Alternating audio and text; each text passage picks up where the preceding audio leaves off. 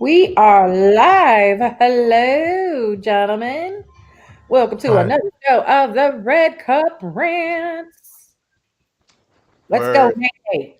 Let's go, Nate. Nate. That's gonna be our new thing to talk about. We're going to sleep. Let's go, Nate. Nate.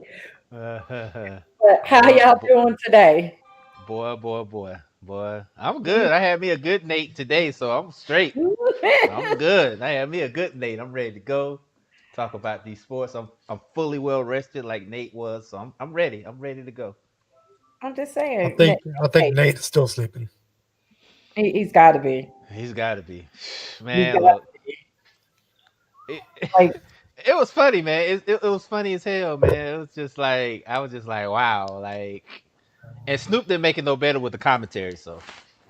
man. If he don't get a job somewhere else, like full time, Hey, look. Put him on Monday Night Football or one of these boxing things, man, because that man is gold. I'm pretty sure that the way that he presented it last night, the other night, he's gonna have a job somewhere. Put him on Monday Night Football. He's yeah, passionate about football. Put him on there, talk some football. You know what I'm saying? So yeah. Let's. He Between, has I was half asleep. wrestling ties too, so won't be yeah, surprised if Vince McMahon don't call him. Like, hey, yeah, I'm in it. WWE, yeah. Put him on there with WWE, yeah. Definitely. Put him out there because that man's comedy gold. Like that was besides the Nate getting put to sleep. That was probably and the Tyson the Holyfield fight.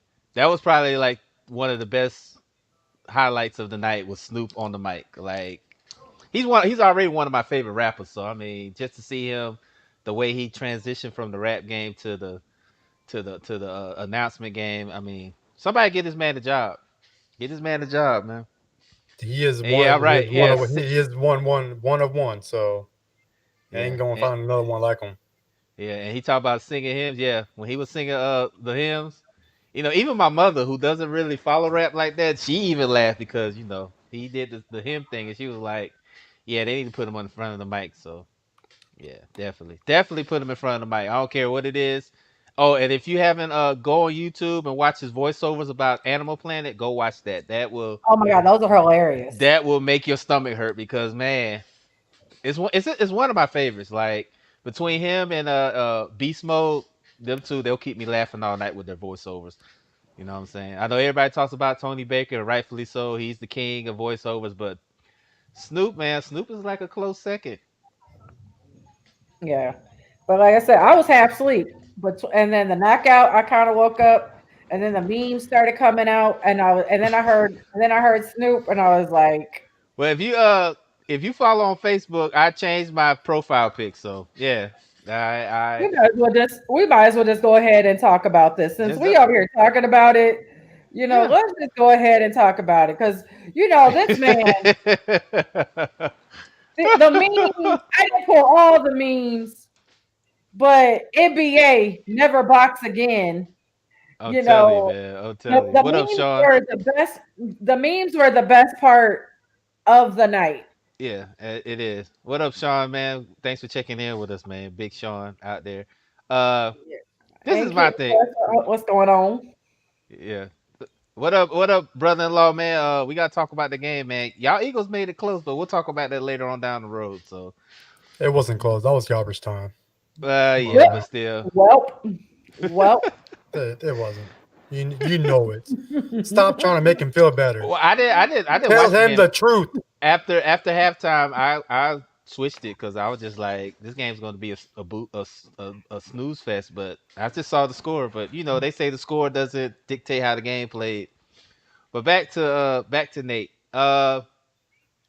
Man, whew, I don't know what to say. I don't know what to. I mean, he two things that have stuck out with me as far as the sport. You can't play boxing. You can play football, you can play basketball, you can play soccer or whatever, but you can't play boxing. And Nate Robinson found out the hard way. He really found out the hard way. Um, Even Shannon Sharp said it on Undisputed. You can just because you're an athlete doesn't mean you could do everything athletically. And boxing, it takes some skill. And my son who likes this Paul guy, I never heard him. I did hear that he's very racist. Um, Sean, you know I gotta do my job. I'm gonna bring up the game. You might have to just mute that part. So, but I figured it. But the way that he just put that man to sleep, I'm just like, whew. He was And charging the whole time. you're not You supposed to don't do that. charge like that. Like, like I just don't get it. Like whoever was training him did not train him to play defense. Mhm. He was just trained to play offense and that's it. Yeah, And definitely, because he definitely did kept that. charging him way too much. And then what was so funny, if my girl Amy is watching, what is so funny, I literally told her during the very first fight, I was like, man, watch this Nate Robinson fight be the best fight of the night. It I was the wasn't second best expecting fight, that. but yeah, it was the second best fight to Yes, me yeah, but watch it be one of the. But no one else is talking about that other fight. No one else is talking about any other fights. Everybody is talking about this fight. because of how it ended. Exactly. So I mean, Yeah. it's and yeah, he was talking trash, but at the same time, all I know is if I get knocked out like that, my homeboy, I shared his stat on my Facebook, and he said if he ever gets knocked out like that, his friends better start shooting in the air or something. And I agree wholeheartedly. If I get knocked out like that, I need my friends to start shooting folks. Like, Well, just start shooting because ain't no way. Don't let me get okay. embarrassed like that. First of all, I'm not gonna put myself in a situation where I get knocked out like that. But if if it was to happen, I would want my friends to shoot or fight or something. Oh, so we You know, throwing hands because your ass got something. beat. I'm I'm Okay, not just, doing good shit. to If know. if I'm there, Dre, if I'm there and I see you get knocked out like that, I'm just standing there like I'm just saying. I'm just saying. you put I'm just yourself not in that now. Now. situation. Now. Now you need to get up and walk it off, or I'm Now. gonna call 911 for them to carry Now your if ass to the I hospital. do something to get knocked out like that, cool. But if I'm just like chilling and Yeah, he's chilling. Okay, I get it. Yeah, if he I get chilling, it. if but you but Chilling, I but get it. but he got knocked out and he was talking shit, so I give him that. But at the same time, just at least chase him off or something. Don't get me beat up. You can laugh later, but chase him off or something. You know what I'm saying? So I mean, I'll do the same for you guys. If something happens, I'll at least chase him off. But I did see some of his old YouTubes, and he was talking about he about to give Paul the smoke, and yeah, you know how things work he out. yeah, like he said, like Sean right there said, he campaigned for it. Yeah, he He did. he So, cause I felt bad for, cause I felt bad for him. Yeah, chase him off. Yeah, chase him off. Cause ain't no way in hell I'm gonna be sitting there. I get knocked out, and you just like laugh after. Okay, chase him off. But you know what I'm saying. But when I come to, then we can laugh. Okay, is that we good? So, but I mean, and we all know the internet, social media is undefeated. Infinity wins, no losses. And I applaud Nate for getting in the ring because I know my ass wouldn't get in the ring because you can't play boxing. And to everybody that's saying that we are being too hard on Nate, that's how it goes. That's how it goes. So, don't get mad at us for making fun of him. Get mad at him for getting in the ring. Cause he wasn't even Shannon Exactly. Sharp said the best. Shannon Sharp said the best. He wasn't even supposed to be in the ring. He's not even supposed to be in the ring. You know what I'm saying? So I mean, And the it's a other give. guy said he's been doing this like he's been training for this for 2 years, Well, and he this had is his first. This isn't his first fight, but 2 years. So he has. I'm not saying he's well experienced, but he's had more longer training, and you can tell. Even though he was still kind of throwing kind of drunk haymakers, but Nate was throwing them horribly. yeah, He and should just went in there and just did this, and just and that man prayed. was like this the whole time, fighting like this the whole time, like this. But it was well did that and just No prayed. offense. He thought it was gonna be like a scene out of Rocky. Yeah. Yeah, like his hands were nice. Like, I guess he's still hanging on to that brawl that he had with the Knicks back in the day when he was with the Nuggets and the Nuggets and Knicks and Carmelo and all that stuff. But it's crazy. And Paul, he had a fight before. He knocked out some guy before. So he has skills. And now this is the funny part of all of this. Now he wants to. I guess they're in negotiations for what I've been seeing on social media. He's in negotiations to fight Conor McGregor. Okay, I understand. You knocked out Nate, you knocked out another YouTube guy, but and I know everybody knows that Conor is pretty much an asshole.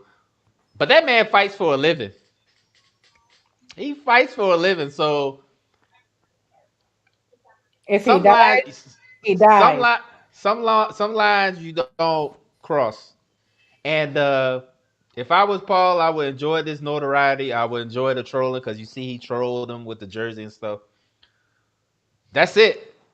Because if you get in the ring, because I don't even. I mean, Conor is cool. I don't even. After Mayweather, or whatever.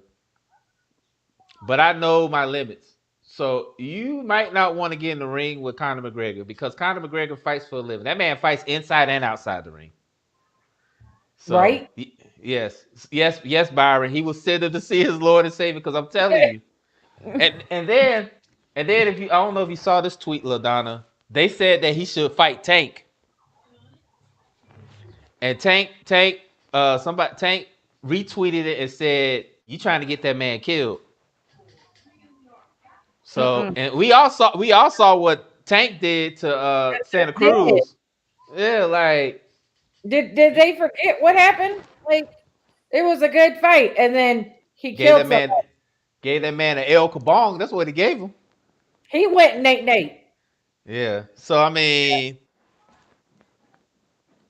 y'all. I mean, y'all hyping up the guy. Yeah, it was a scene from Rocky, Sean and King Quest. It was a scene from Rocky. It was the Apollo Creed.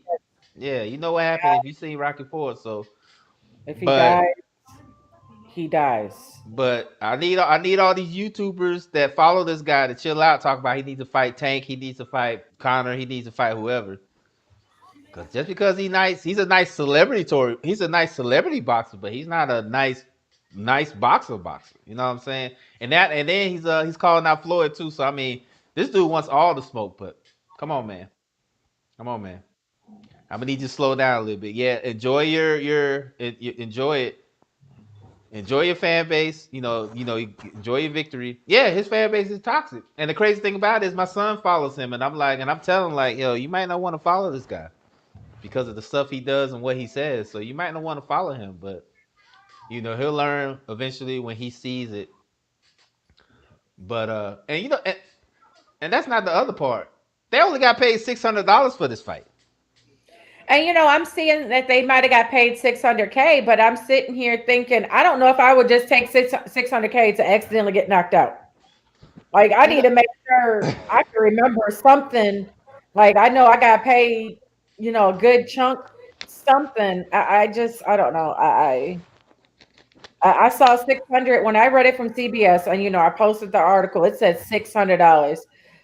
Jacoby posted something that said, "Nah, they're getting paid 600K," and I'm like, CBS ain't gonna just come out and say that they only posted. unless he'll probably get unless the views because everybody knows that Tyson and Jones will get most of the buys from that. Yeah, So I'm thinking it just got so if he did get 600K, that's cool. But if you only got $600 just get knocked out on national TV, like I told on my post, I'd rather Uber for 12 hours to get $600 than to just get knocked out on national because you're in the court of public opinion. It doesn't matter if all your buddies come to defend you and say, "Oh, you wouldn't get in the ring, you wouldn't do this, you wouldn't do that." That's fine, but social media is unforgiving. So you already knew as soon as he got knocked out, you knew what was going to happen. So yeah, so I mean, it's the way of the world. It's the belly of the beast. When you are a celebrity or you're in high standard on social media, that's what's going to happen. You're going to have to take the good with the bad. He's a 3-time slam dunk champion, and then he got knocked out this weekend, so it happens. And $600. I hope it's more than $600 because I was like, $600 ain't covering his medical bills. Right, like it's not only the medical bills; it's just the fact that this is gonna be talked about on social media for a while. Like your kids, if they find out, your kids find out. Well, his friends find out that He they are can't. related to Nate He Robinson, the man that went Nate, the man that created the Nate, the man he that can't, created the Nate Robinson challenge. Oh, they're going to be talked about. he can't even talk back to his kids. He can't say, "Hey, go wash the dishes." Like, nah, I ain't gonna wash. I'm gonna knock you out like old boy. He can't even talk back to his. He can't even say Right? that to his kids. So I mean, it's it's a tough situation for him. I'm sure he's gonna bounce back, but I need Michael Jordan to send him a fruit basket because that crying Jordan meme is probably gonna be Woo! that crying Jordan meme is probably gonna not gonna get used less frequently now because everybody, like I said, Man, I even used it on with that game with the Raiders and stuff. I put all Nate Robinson heads on the Raiders team. So yeah. man, this is the best one though. This Tempur-Pedic one, I was like, Well, they bruh. had one. I had one that I shared where he was knocked out, and they had Martin Luther King and Maya Yes. Angelou and Oh, Malcolm X, and they all looking down at him, and I had to share it. And then that one, he and was then supposed the to be. He was supposed to win for the culture. Let's just be honest. He was supposed well, to win for the culture, and he made us look bad. Thank God it wasn't in Black History Month. oh god, it would have been worse. And then I had the one where the six guys, the one that carries the casket, the African guys. I had a picture Yes, of that with him on that. And then my I man thought the one L with Undertaker. Yeah, the one with Undertaker, and my man, your boy L.A. He put a picture up side by side with Paul and Ali, and the caption said, "This is gonna be hung at every supercuts in America." I think I laughed for about a good 10 minutes. It was crazy. Yeah, like yeah. Shout out to And L.A. for that one. I had to steal that one because that was funny. and shout out to Sam. He said he forgot his earpods at home. So yes, listen to us later. Um, Sam should be happy. His Giants are in first place or tied for first place. we'll talk So, about that because I'm like really excited about it. Like, let's just be honest. hey man, Let's be honest. But I, since we're on this boxing um thing, let's just talk about the main event because Boom is back. What did you gentlemen think I'll let of the Boom main go. event? Let me I'll go let Boom. first. I'll let Boom go first. So I was streaming the fight.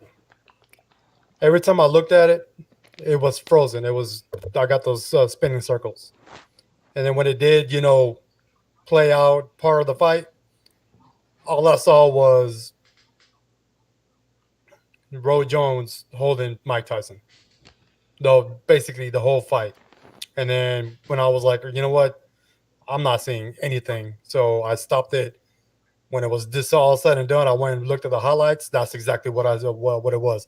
Roy Jones was holding Mike Tyson the whole fight. I did not see any big punches. I'm pretty sure there were some big punches thrown, but I didn't see it because my stream was messing up, and I didn't see it on any of the highlights that I've seen. But all I saw was just Jones just holding Mike the whole time, Mm-hmm. and that should be automatic win for Tyson, in my opinion. Because Mm-hmm. if you're just gonna be holding another fighter, you're not allowing him to fight. You're not boxing. You're not doing nothing. That should be points taken off the scorecard for that fighter.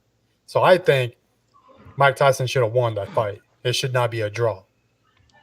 So that's my take. I mean, like I said, I didn't see the whole fight because it wasn't working. So from what I saw and from what I saw in the highlights, I think points should have been taken off. Or if you're going to go into get into a boxing ring and all you're going to do is hold that person, points taken off. I'm sorry. Mm-hmm. And I agree because that's all he did. But like me and Mike, shout out to Mike, Mad Mike. We were talking about this yesterday, and me and him kind of like what we saw was Tyson pulling punches. Tyson Oh, wasn't. Tyson definitely held back. Tyson Yeah, definitely held Tyson back. was pulling punches, Yeah. and you could just tell how he was hitting him. Like he wanted to kill. You could tell in his face, like he wanted to hit this man And hard. he had plenty of times to hit him too. And he knew he couldn't like hit him as hard. He couldn't hit him as hard as he wanted to.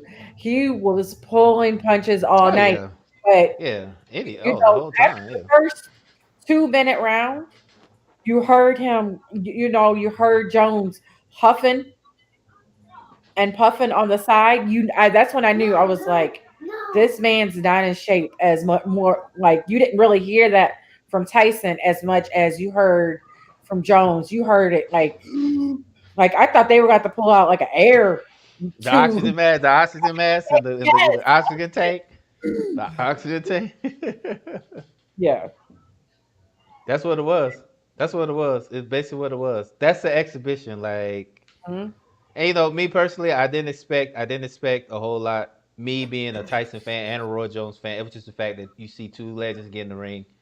It just kind of brought back that how I was when I was a kid, and Michael Jordan and Mike Tyson were like my guys. Like, it was nostalgia for me because, and then my son, who didn't really see Tyson growing up, he was just kind of like, Dad, I could see, I see why you was a big fan of his because he could really fight. And I was like, you should have saw him like back when I was your age and growing up. When he was fine, you Exactly. should show him videos from his prime. Oh, I said, yeah, Like I sent them like YouTube videos of when he was like his highlights and stuff. And he's like, he was impressed. Like, this is why, I told him, I said, this is why I follow boxing so hard. And I even told LaDonna the other night when he was wrapping his hands, I let a couple tears fall because it was just like, it was so great to see somebody that you grew up watching just do what they love. Like we always tell people, do what you love. It doesn't make it seem like it's a job. That's what it was for Tyson. That's why you seen Tyson didn't really go hard. He was probably going like 65%.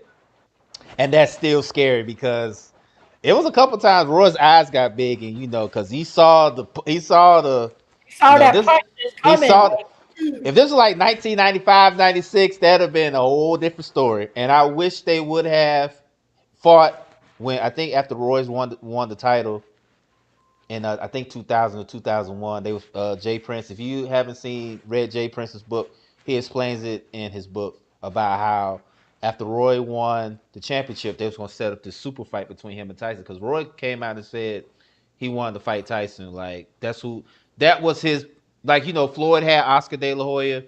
Roy Jones was Mike Tyson was Roy Jones' big fish. He was going to fight Mike Tyson, win, lose, or draw, and that was going to be it for him.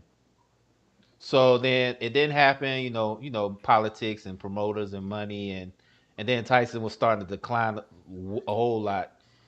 It didn't really happen. So to see them in the ring, 20 years later, I just enjoyed it. I didn't care if they hugged. I didn't care if they, pulling punches and stuff. It was just the fact that I seen two people that I grew up watching that made me fall in love with boxing. Just mix it up one time, doing something that they love. So I give kudos to Mike. He still looks at 54. He still looks in fantastic shape. phenomenal. Yeah, Roy Jones. Roy Jones. He's been out the ring for about 3 years, and Tyson's been out 6. But you didn't really see Roy kind of train as hard as Tyson did. You kind of seen the old peekaboo style come back. So I was excited. Um, it really brought a lot of emotion as a child. Watching him. So, and I hope, regardless of their ages, I hope Holyfield and Tyson do a part 3 because Holyfield did get on his IG and he called out Tyson on his IG. I shared the picture. Tyson said he wants to fight Holyfield, but it all like I said, boxing is it's a dirty game. You got promoters, you got money, but everybody said, "Oh, I don't want to just see them two fight." Hell yeah, I'll see it. Holyfield and Tyson it's part 3.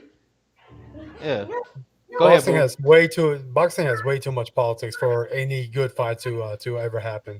Because if you try to get two mega boxers lined up, the money just skyrockets and everyone just backs out. Like Oh yeah. that, there's not gonna be enough money to go around. But Hmm. it's policy. I mean, it's been like this since the hell Way back when. when Way back when. way back with Don King. So And that's the that crazy is thing about it. You know, Don King's gonna have his hand in, and Bob Aaron's gonna have their hand in, and that's the crazy part. And Tyson and Holyfield, and I guess Tyson had a problem with Holyfield's managers because trying to, I guess they're trying to sneak more money into it. Cause we all know, charity or not, this fight's gonna make money because you got people like me, you got people like you guys, you got people that love to watch people box. It's gonna make money. But the crazy thing about it is that, like you said, boom, some people gonna want more than what they need, and it might not never happen. It'll be one of those pipe dreams, like you talked about. It's one of those things. It's mhm. one of those what if things. Yeah, and that's all. Well, all the memories we're just gonna have. What Mm-hmm. if? What if this fight could happen, or what if that fight? We'll just never know. Just Yeah. like how I mean, we wish uh, what last year before, where we wish LeBron versus Kobe, Oh yeah. Yeah. In or the finals, yeah. but I mean it is what it is. It just got the politics way up there where someone's gonna be unhappy with the outcome and be like, nope. Yep. Especially because this is what's stopping this Earl Spence and Terrence Crawford potential super fight. The money thing is an issue, and Tyson already said he's ready to go. Holyfield says he's ready to go, but when you got people that are in your corner telling you to do this and do that, it's going to be one of those things. So I mean, but as a fan, like Miss Maggie, thanks for checking in, Miss Maggie. She said the same thing. She'll watch if it happens. I'm definitely gonna watch.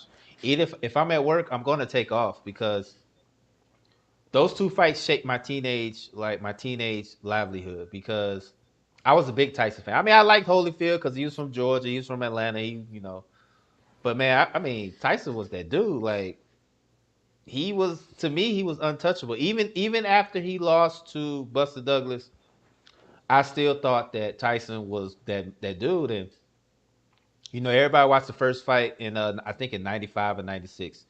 They watched that first fight, and everybody, Tyson came out with the what's happening.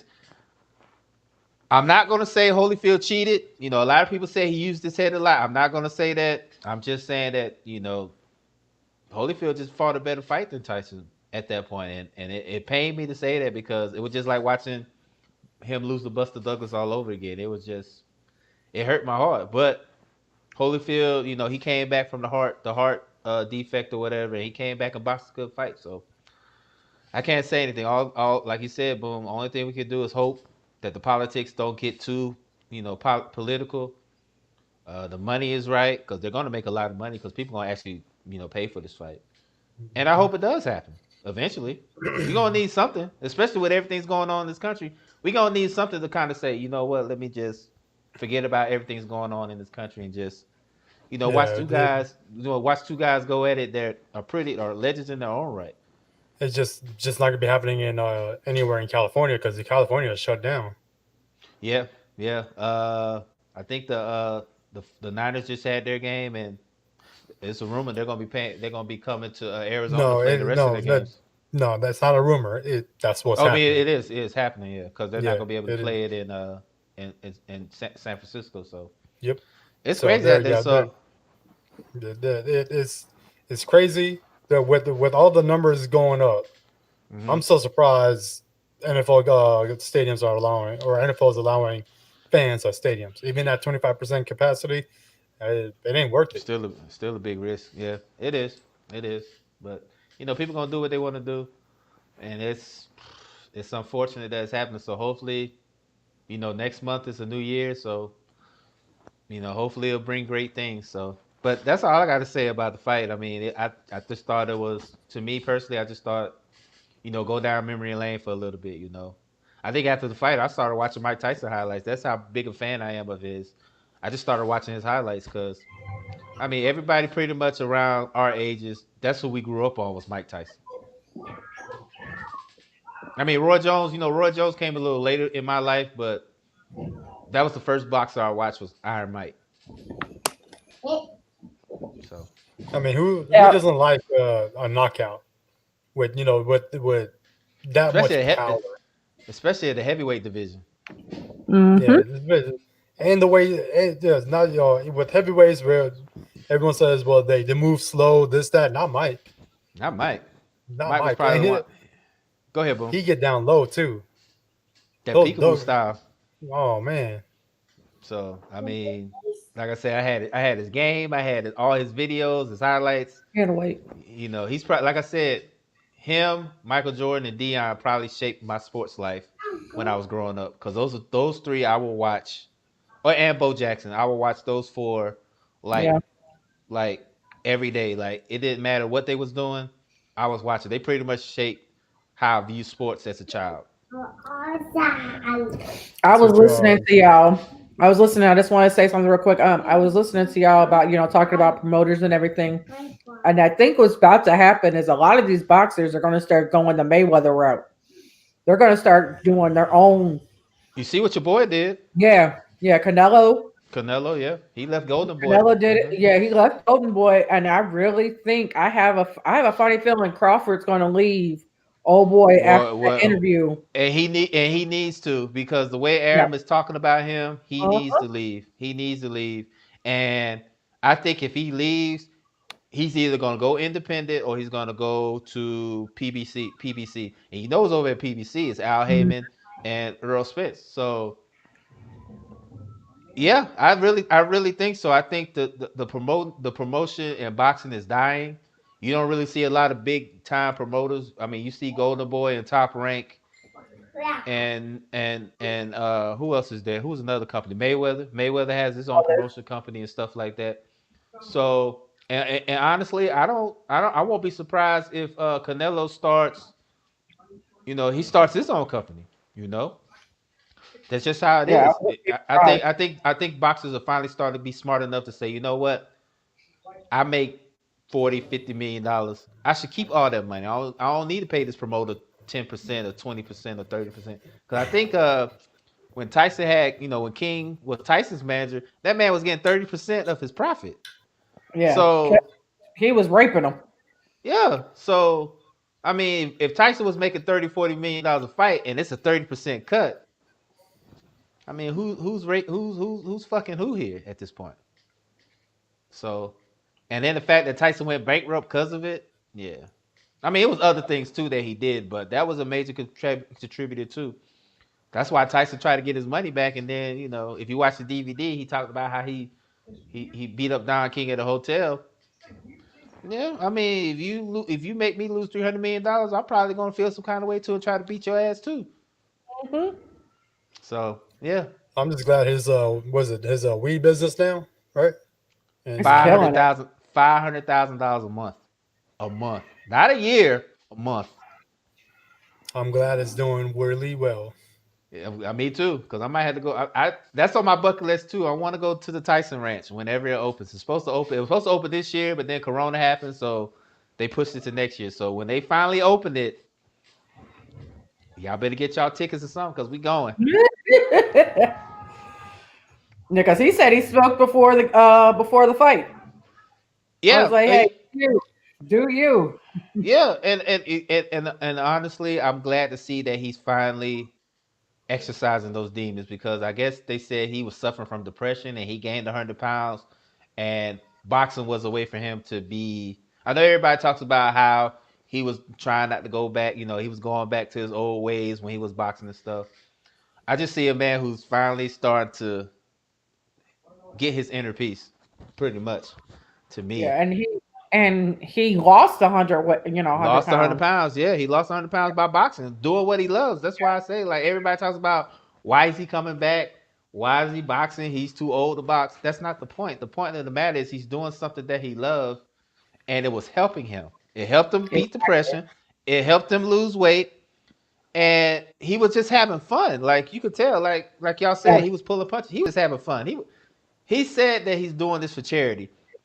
I don't know how it's going to be if him a Holyfield fight. They're trying to make it a legit fight, but I think Tyson said he's only fighting for charity. He's not fighting real life, but it could change if him or Holyfield fight. That can all change. But to see somebody doing something that they love, us as a people should be chastising that. Just like with us with the podcast, that's like AFN with their podcast. We're doing something that we love. So let that man live and do what he wants. Because Exactly. the same people that are complaining are probably the same ones sitting there mad as hell, depressed, just sitting there talking about, oh, woe is me. It's one thing to be depressed. I understand that. It's not something that you can easily get over. But I also think that if you're depressed like that, you should have outlets to make sure that you're not, to help you with that. I Yeah. know it's a struggle. I mean, I deal with it from time to time, but I still have outlets. I have therapy. I have this podcast. I have friends that I could talk to. It's stuff that you could do if you're depressed. Don't just sit there and be like, "Oh, woe is me," and feel sorry for yourself. Do something about it. And that's You what know, Tyson Courtney, did. He did something about it. He went back to something that he loved, and it's helping him tremendously. and I get it. And, you know, me, Yeah. I just got my. How long ago did what? It's been what, 3 weeks since I've Mhm. had this. 2 weeks since I've had my boxing bag. 3 weeks, Yeah. It's and a workout.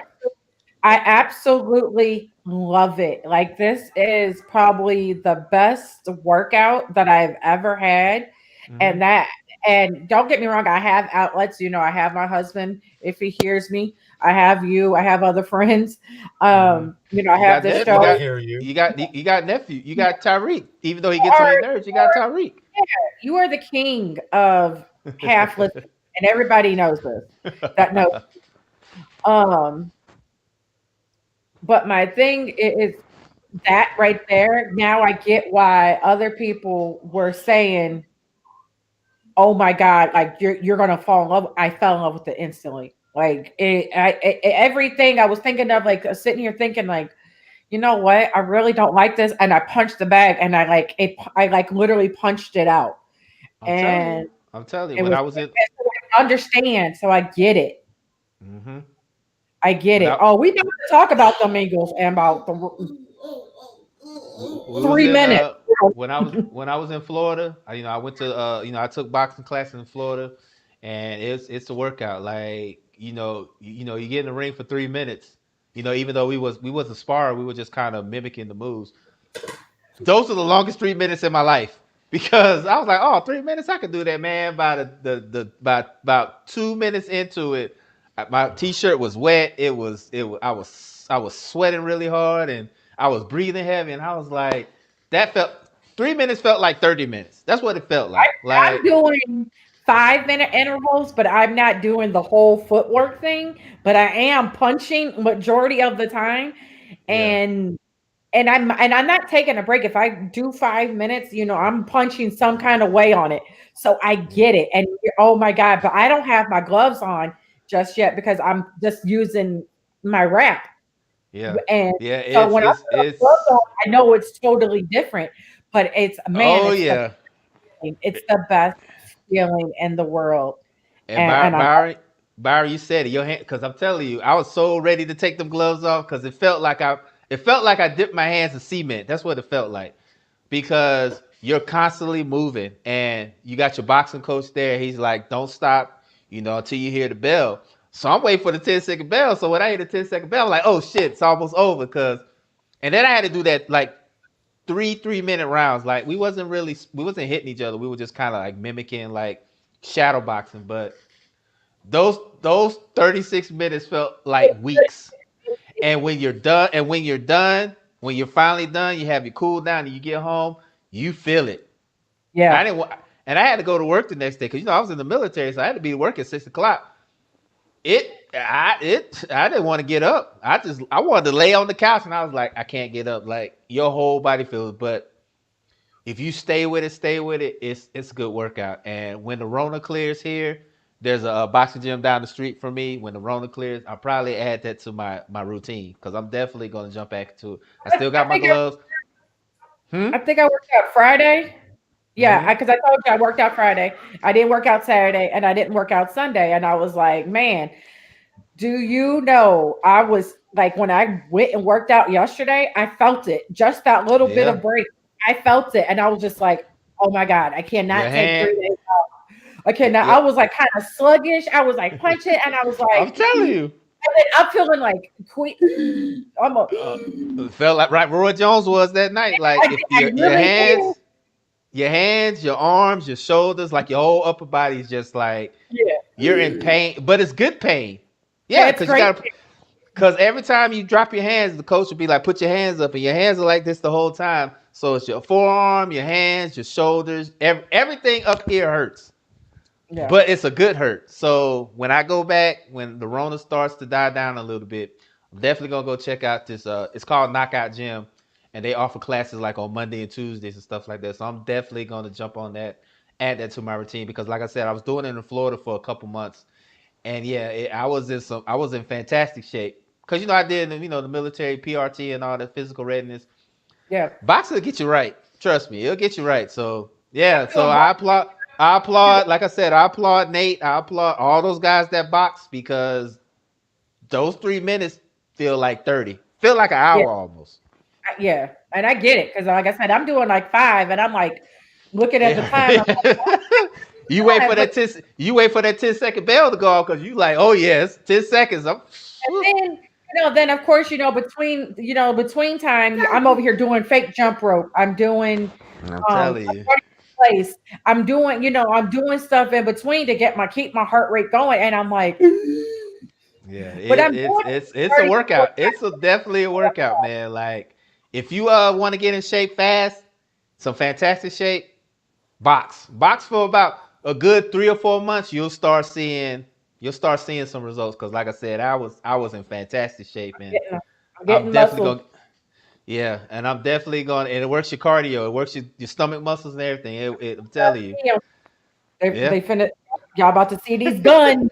Hey, don't be surprised if Donna jump in the ring next on the next one. So, Oh, but what's going but go ahead with the next one. But yeah, definitely on? take up boxing.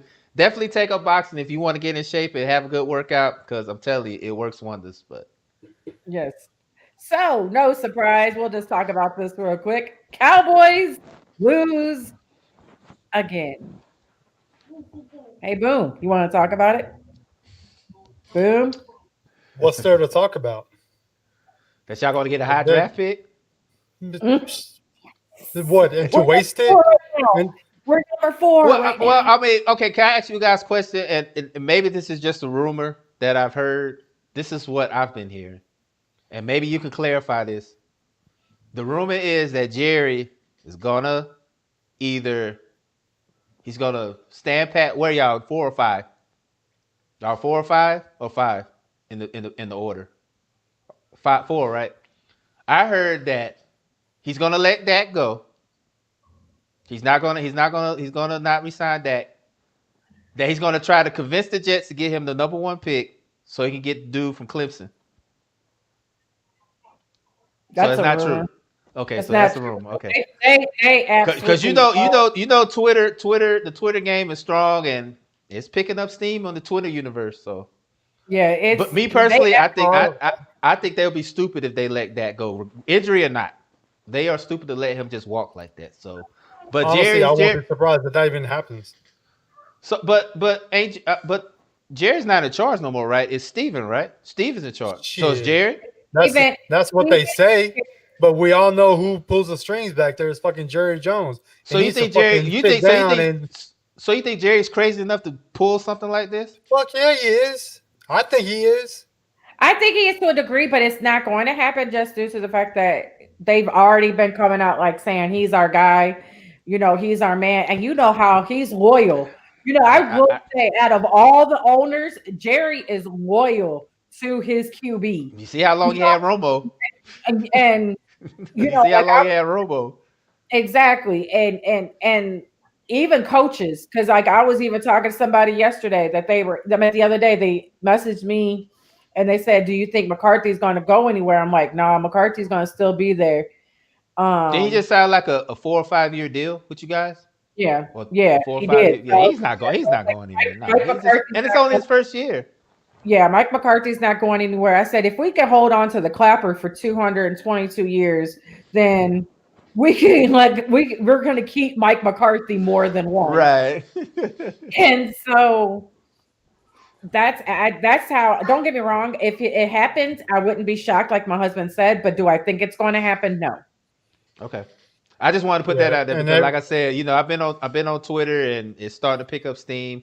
I think that'll be a little bit extreme because if in order to get, because the Jets are gonna want a king's ransom for that number one pick, and I don't think Dallas has the assets to even get it. But nope. again, this is Jerry. This is Jerry we're talking about here. So No, okay. And honestly, we can work with Dak coming off mm-hmm, of this injury. We can work with him, mm-hmm. and of course, he'll have to adjust and get the injury mindset out the way because with this That's type of injury, that's the number one thing with you're gonna be the thinking any about player. it. Yeah, You're gonna be definitely. thinking Yeah. about it. It doesn't matter if you're quarterback, linebacker, receiver, whatnot. You're gonna be thinking about that injury, and you're gonna be adjusting to that fear. Mm-hmm, So, but that can be worked with, right? And us drafting a quarterback mm-hmm, in the first or second round, I think mm-hmm, it's a waste of mm-hmm. a draft pick because Okay. I had said it last Y'all need year. defense. Y'all need defense. No, no, no. I said it last year. I said it the year before that. We need to look for a replacement for Tyron Smith. I have been saying that because look at our left tackle. We can't hold anyone. We can't block anyone on that side. Pressure's Mm-hmm, coming there. You load up that side, it's a wrap. I mean, we had mm-hmm. to move Zach Martin to right tackle in order And for the pressure to stop coming from his front side. And now he's out, with the knee sprain or whatever it was. But more than likely, he's gonna be shut down for the rest of the season because we don't need to risk a big injury to Zach Martin and miss the start of next season. I think he's done for the season, Mm-hmm. which I am okay with because if it's a knee sprain, whatever, give him all this time for it to heal up. But we need to look for a left tackle to replace Tyler Smith like now because our offense is not going to get anywhere without a healthy line. Because look at the past 6-7 years, we dominated games because we had a good line that run block and let Mm-hmm. Zeke eat. Now look at our line now. We can't block for shit, and Zeke he's losing the ball. He's not What he's what not he very got? productive. What he got? Like He had 6 or 7 five or fumbles six this year. fumbles. He's got Yeah. 6 fumbles this year. Yeah. So look at the output that now is it majority his fault for not protecting the ball and just holding it one arm, maybe, but still, it was not an issue until the season when we have all these offensive line issues. Mm-hmm. But those fumbles have come, 5 or 6 yards down the field. So Mm-hmm. it's it has to be a lot on him too. Mm-hmm. So it's this Dallas Cowboys team is total clusterfuck right now. Total clusterfuck because there's no consistency that we have this season. We'll Mm-hmm. play yeah, 3 games bad. I mean, that's probably the only consistency we have. We'll play bad, and then out of the blue, we'll play great, like we did against the Vikings. Yeah.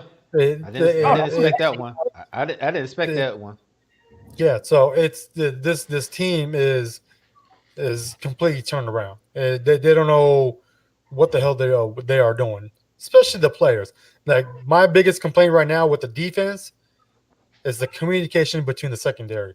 They have no idea who the hell is supposed to be helping who. Saw They a don't lot of that. know. Saw a They lot of don't. that. They Saw a lot of can't. that in the Washington game. They don't know They were how to clueless. cover a one-on-one. I know. I understand we have a good rookie in Diggs, but he is a rookie. He still has a lot of room to grow, a lot of room Mm-hmm. to learn. Who the hell is he going to learn from our defense right now? I Who the don't hell is know. going who is back there trying to teach him things, show him things? Mm-hmm. Nobody. It's Right. it's you you, you can't have and then the coach, he's fucking horrible. You You you talk got about you when you got talk about you this talk about McCarthy or you talk about the coordinator? the coordinator. He's Oh, fucking coordinator. horrible. Mm-hmm. He is horrible because Who's your the coordinator? fucking was it Nolan? Yeah, Mike. Roman, Yeah, Mike Nolan. Roman. Diggs, Yeah, Diggs It's did fucking like her. horrible. It yeah. that, like everyone who's listening to us right now, watching us, Dre, I'm sure you've heard this, and I know my wife, she has heard it. You play like you practice. Yeah, To absolutely. tell honesty, I'm gonna ask you this. Tell me honestly, when you watch these Cowboys on defense, don't you think they're practicing? Like they're out there looking around, like looking at the coaches, like, hey, what am I supposed to do? Or well, what happened? I know that Like secondary that's in that that's how Washington game. that's how they It look. Like that they're practicing. They're yeah. playing like they're practicing. They're yeah. Byron Diggs is hurt, but he should be back in I think next week or a week after, whenever the Ravens game is going to be scheduled. Hmm. But Next Wednesday. it's this It's worth it. is ridiculous. There's nothing they have shown Hmm. that they can put pressure on the quarterback without bringing the blitz. I haven't seen that yet. Hmm. Maybe against the Vikings, but even then they brought Jalen Smith on 3 of those sacks. Hmm. So what they don't know what the fuck they're doing. Byron, I will take your Eagles defense over ours any day. All right, And if you could just give me what's his name? What's their big guy's name? Fletcher Fletcher Cox. Cox. Yes, let me just have him. I wouldn't even need nobody else because First that's you want basically first you want Matt Ryan from us. Now you want Fletcher Cox. You just poaching all these players, huh? man, I'm trying Hey, to. this is how you make an all-star team, Dre. This is how you make an Exactly. all-star team. Hey man, hey, that's why you play Matt. That's why you play Matt with the salary cap off. You can get all these players. Stephen Gilmore. See, I'm trying to get everybody. Like I'm just trying to get DeAndre Hopkins too, DeAndre huh? Hopkins. I'm trying to trade him for a hurt running back and a second round pick. So now let's do this. yeah, And they just cut Will Fuller too, but he got his own issues. But go ahead, Boom. Yeah, this they could have cut him. Huh? Dallas Cowboys Did they team. cut him? For PEDs. Oh no, he's not cut. He's or he was he They cut? it was a mutual separation, but then they found out that he popped positive for PED, so he's suspended. But that's a whole nother story. But go ahead, No, Boom, man. I it ain't mean to cut wasn't. you off. No, it wasn't Fuller that was separated. It was Did they Fuller let him go? cleared.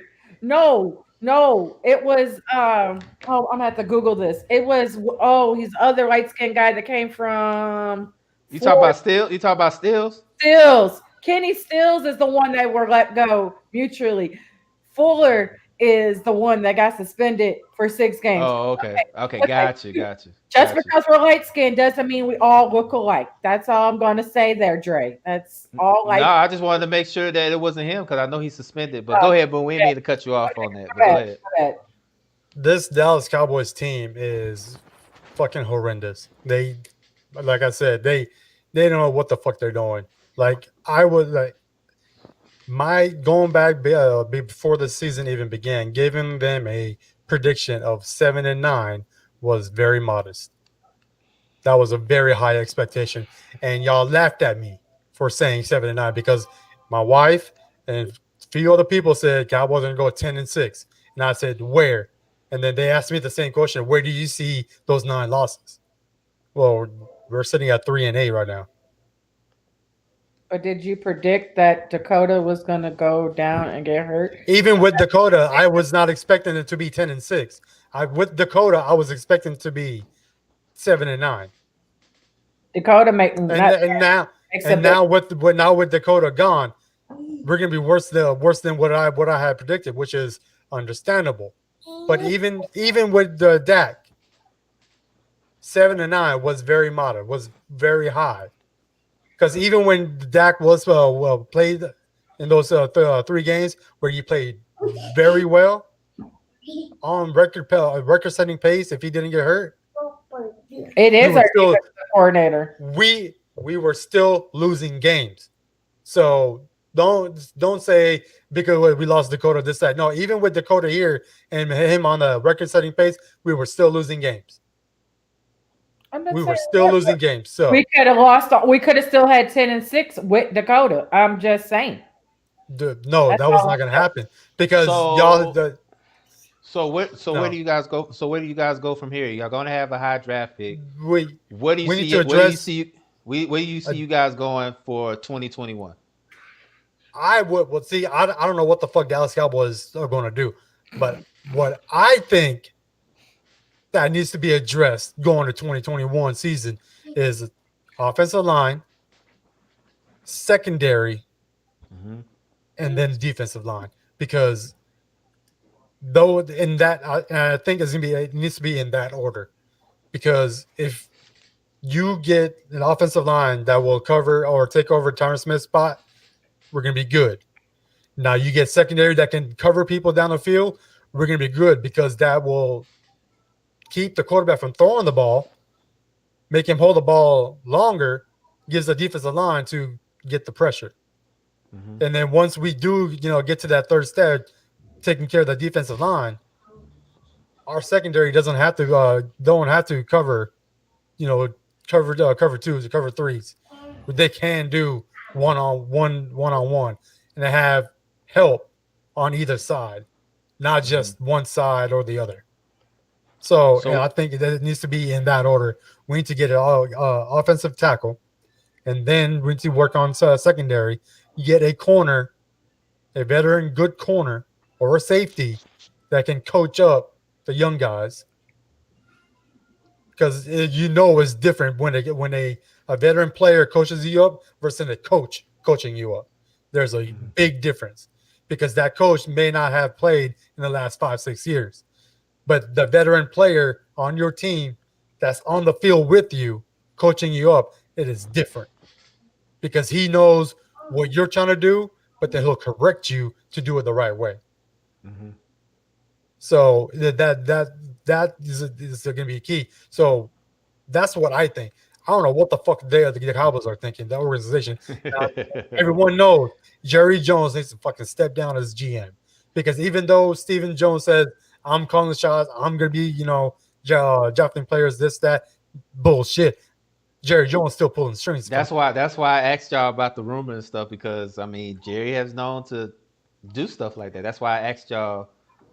Could that they say where smoke, there's fire. I'm not saying exactly he's going to do that, but it's just I'm not putting it out there like it's not too far fetched that he would do something like Like I that. But said, I like won't it's be surprised if that even does happen. I won't be yeah, surprised yeah. And but because the Jet, because go ahead. now if that does happen, that tells you all this things that they told you about Dak. Dak's our quarterback. This that is a complete bullshit to everyone's faces. It's a So business. That's why I as don't as believe as when the owner says that that's my guy. That pretty much tells you that take he's my guy, but I'm still looking at other options. right. But you're still Take my it with guy, Usually, a grain of salt. Take usually, it with a grain of salt. but like pretty I said, much. take it with a grain of salt. But at the same time, we know how loyal Jerry is to his guys. Des, Yeah, I mean, I you know what I'm understand. saying? I Romo, understand.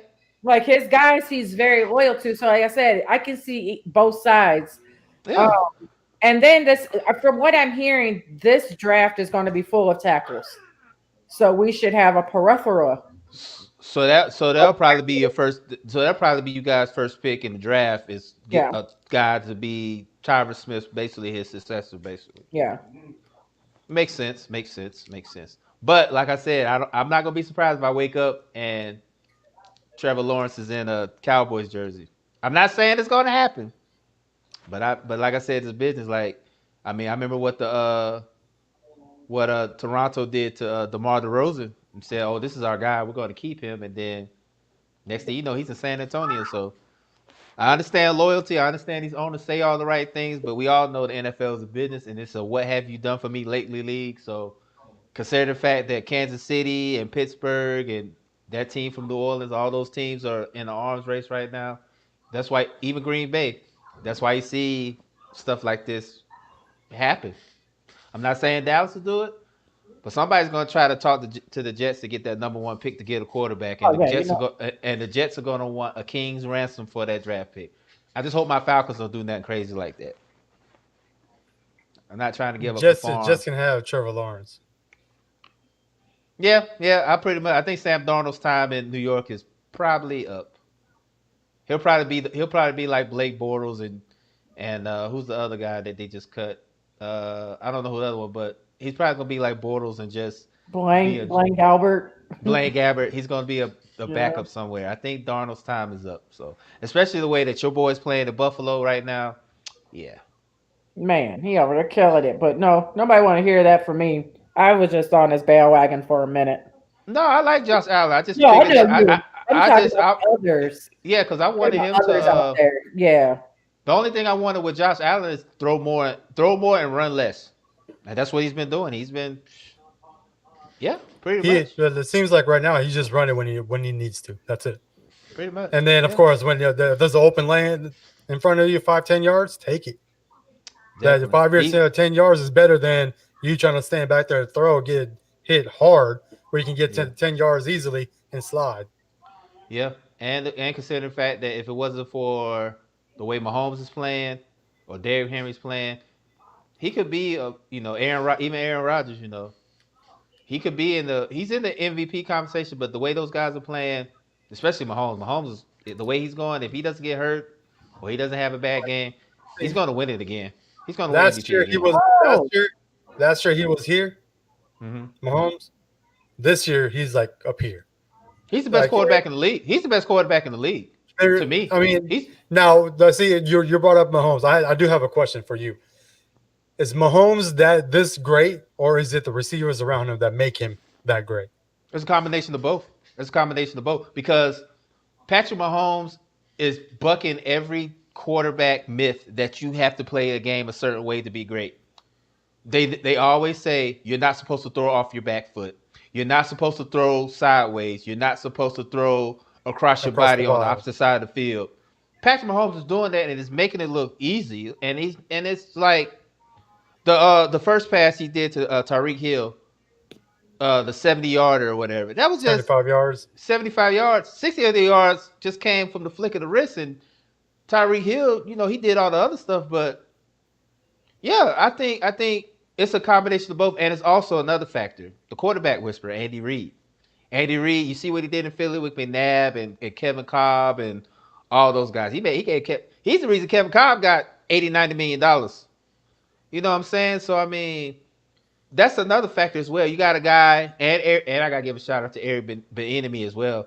I know a lot. He should have been had. To me, he should have been had a head coaching job by now. I know my Falcons are looking at him as a potential replacement to Quinn, but that man should have been had a job. So it's a combination of the talent around him because they still got Le'Veon Bell. I mean, that's crazy. They got Le'Veon Bell as well, and and the fact that he's a backup to a rookie who's balling just as much, it helps that you have weapons around you like that. But it also helps that you have coaching. And it also helps that you have talent. I said it before, and I'm standing on this hill. If Patrick Mahomes doesn't get a major injury and he stays the way he is, he will be the greatest quarterback of all time. He will be. If he stays consistent and he doesn't have a major injury and he keeps going, because he's already got a Super Bowl. He's already got a Super Bowl MVP. He's probably going to win MVP again, so that's two. He's already doing everything that he needs to do, and he's what 24, 25 at the most. He's like what Hmm 24. He's not even. He He's not even in his prime yet. and also That's the helps crazy that part. what and also helps that what was it like 95% of the players returning from the Super Bowl? Yeah, and they all wanted to stay and play with him. And the way they worked it out, I think Brian's kind of crunched the numbers together. The way it works out, Patrick Mahomes won't get that big money until like 2 or 3 years down the road. So that potentially puts them in the window to win two, maybe three Super Bowls. They can go back to back to back right now. So I mean, the way they're playing You right now, I got them as going back to the Super Bowl.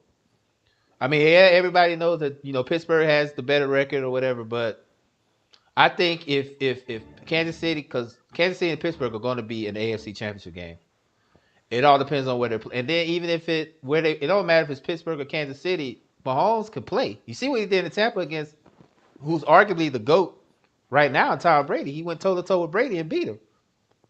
So it was a perfect storm of circumstances, and that's why Kansas City is where they are now. So yep. it's a combination of things. And before we go on to Georgia Sports or Die, this little gem was dropped into my inbox. Top 10 defensive end, outside linebacker, pass rush win rate. And do you see who number 7 is, Dre? Can you I say think bullshit. number Bullshit. 7? Number Bullshit. 7. But see, that's How but many you know sacks does what? he have? How many sacks does he have? This is all I'm saying. This is all I'm saying. I'm just saying. This is all I'm How saying. This many? is all. How many sacks does he have? This is all I'm How saying. many sacks does he have? Boom. I'm just gonna say this, and then I'm gonna let you go on your rant. I get it that he's in pad. I'm getting he's top 8, but and I said it before, and I say it again. That man is not worth $90 million. No. He's not. How many sacks does he have for the season right now? That's what I'm saying. For the production that he has, he is not worth $90 million because, I mean, Grady Jarrett's getting. I just gotta talk my shit when I can. Okay, and then on top of that, I feel real disrespected because my man's not on there. I don't see Grady Jarrett's name up there.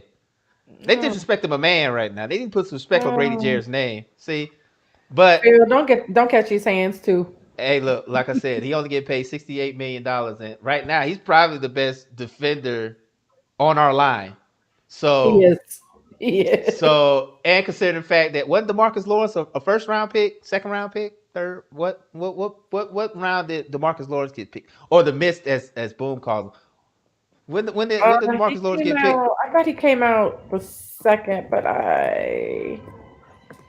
yeah, Grady Jarrett was a fifth rounder. So to see where he's at now, I mean, we talk about Aaron Donald, we talk about Geno Atkins, we talk about Fletcher Cox, but yeah, y'all need to put some respect on Grady Jarrett's name. That man can play. So show me that thing again that you put up there. Show me that again. Don't worry about it. You should have saw it. No. Bring it back up. Now you're being petty. Now you're being petty. Bring it back up. Hold bring on. it back up. Hey. Hold on. Like we have to tell our son that says it 5 times. Top 10 DE outside linebacker pass rush win rate. 23%. Oh, okay. Hold on, Drake. Hold on. Okay. Hold on. So he's up there with 23%. That 23% comes out to 4.5 sacks for the season. Who's number 8? Chase Young. Hold on, Dre. Hold on. Who's number 8? Chase Young. Right? So let's look at Chase Young. Second rounder, I was right. Second round, okay. That's what I was looking. Yeah, I thought he was. Okay. I see Chase Young. A rookie has 4.5 sacks. So now you tell me, what we're paying him is worth that? 4.5 sacks. A rookie has 4.5 sacks on the season. Yeah, I see it. Well, I see it now. This is defensive ends outside. Okay, Grady Jarrett's a defensive tackle, so I'm pretty sure if they did defensive tackles, he'd be up there.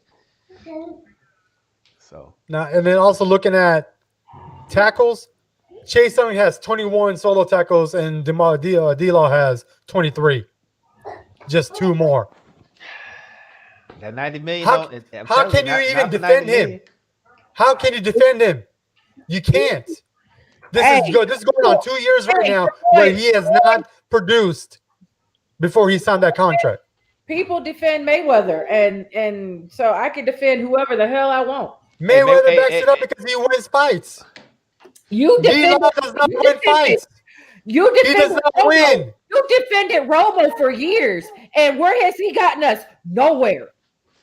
We never had a defense. With Romo played, we never had a defense. The first 2 years of Romo, we didn't have a whole line. Every time we got the ball, he's running, just like how Matt Ryan is now. Did you not remember? You sound like Matt Ryan. Did you not remember the line? I mean, the line that we had when DeMarco Murray the last year before he left us and went to that line. Do you not remember that line? And do you remember the defense? Do you remember the defense? I'm sorry. Did that year? So defense doesn't matter? Offense supposed to do both? I said defense was top 10 to 15 that year. It was actually not a bad defense. So he had that defense. So okay, what happened to the defense in the playoff? Have a What defense. happened to the defense in playoffs? What happened to the defense in playoffs? Your team died in the playoffs. That's what happened because Romo was your quarterback. So because Romo was the quarterback, defense disappeared. Okay. Can I just talk about my game? Yeah, go ahead. Go ahead. This is what happens at our house. I know. I came to visit. I just be like, oh, okay, well, But I mean, where can I start? First of all, I will say this: my team, they put up 40 burgers. Both my college and my NFL team put Shout up out to 40 Phil. burgers. Yeah, the almighty miss. Phil, I gotta check on Phil, man. Phil be killing me. But I will say this. I was impressed by the defense. But I do have concern. Even though we won 43-6, I do have a concern. I still saw the same shit I saw from the Saints game on that offense. I don't know. And I say it before, and I'll say it again. Dirk Carter is the equivalent of cold French fries you're trying to reheat in the microwave, because it seems like from week to week to week, there's no adjustment. There's no kind of innovation.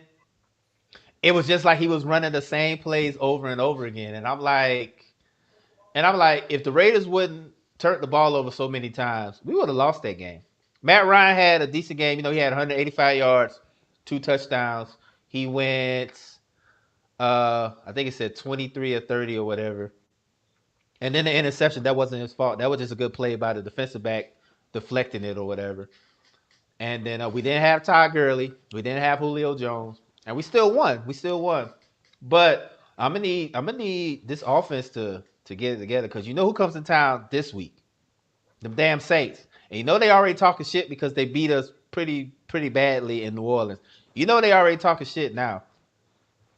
I'm gonna need Raheem and Dirk and whoever else. Y'all need to come together, and y'all need to figure out how to make this offense expanded a little bit. Like, it was the same stuff I saw from last week, from the Saints game. Like, you just run everybody downfield and then you just chuck it. I mean, I granted you was using Hurst out the backfield, and you was throwing it down, whatever. But there was no innovation. There was no kind of motion. It was just put 5 receiver sets and let everybody run downfield. That's not gonna work. That's not gonna work next week. And I know everybody talks about Tyson him starting or whatever, and that's not what we have to worry about, because our defense did pretty good against their offense. Like, only thing that Taysom Hill did was run the ball. He was basically like Tebow 2.0. It was the defense. Your defense. The Saints defense is what killed us, because they was getting turnovers, they was getting sacks, they was getting interceptions. Man, that's what killing Matt Ryan. That offensive line played terrible. They played a little bit better this game. They did, but that was terrible against New Orleans. So I'm not worried, because our defense is going to match up with their offense, because Drew Brees is not playing.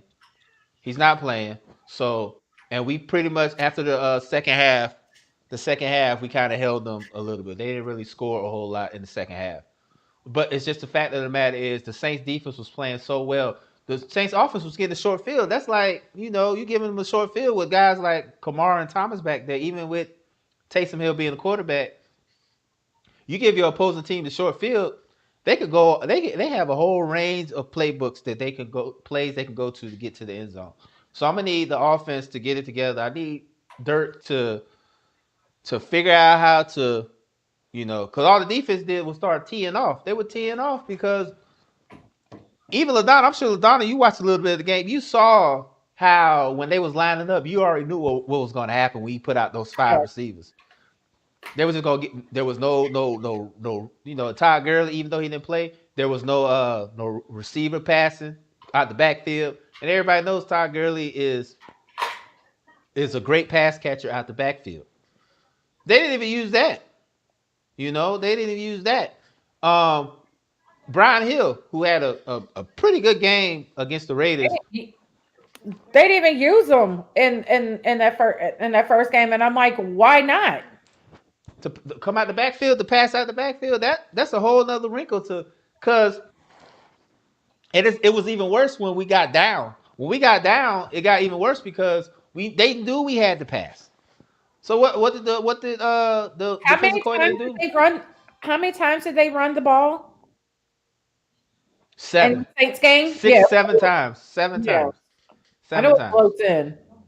And that's why, and I told everybody this, just like you, LaDonna, when they got, they jumped on me when I said this. I said, Dirk, it was a bad hire, and everybody was like, "Oh, I'm hating. Oh, you just don't have faith in the team." No, because I've seen this before. He was our coordinator when he was our OC when we had Mike Smith, and we didn't do too well with that. He goes to Tampa, they're still terrible, and then you bring him back as a offensive coordinator, like I said, it's the equivalent of reheating cold French fries. Basically, it's not going to taste good. So I know, and like I said, I applaud the team for winning how they won, but that wasn't on the offense. The offense didn't win that game. It was the defense with the turnovers. Debo with the pick six. Ricardo Allen made some plays. Keanu Neal made some plays. Uh, Dante Fowler coming back off the COVID list. He was getting to the quarterback. He didn't get no sacks, but he was pressured. Then you got Grady Jarrett, the all-world defensive tackle, making plays. Especially the very first series the Raiders had, they went for it on 4th and 1, and they gave the ball to Jacobs, and the defense stopped them short of the first down. That set the tone of the game. The defense is going to do their job against New Orleans, especially with Taysom Hill playing. Taysom Hill didn't complete a pass in that Denver game. I think he was like 0 for 4 or something like that. They got all their touchdowns by running plays and gadget plays. I'm gonna need the defense is gonna do their job. I'm gonna need my offense to do better because it was a crying shame to see Matt Ryan get hit that much. Like it seemed like every time he hiked the ball, it was somebody in his face. Whether it was Yep. Cam Jordan, it was Hendrickson, it was the linebackers, it was always somebody. So But he was holding the ball too long. How? you can't you could have had Joe Montana back there, Dan Marino, whoever back there. They still would have had the same issues. It's just like you guys in Dallas.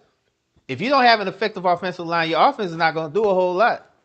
That's basically what Dallas. I always said Dallas and Atlanta mirror each other in certain things. Both of our offensive lines are not good. Even though our offensive line has a full of first rounders, and then we just lost Carpenter. Carpenter's gone.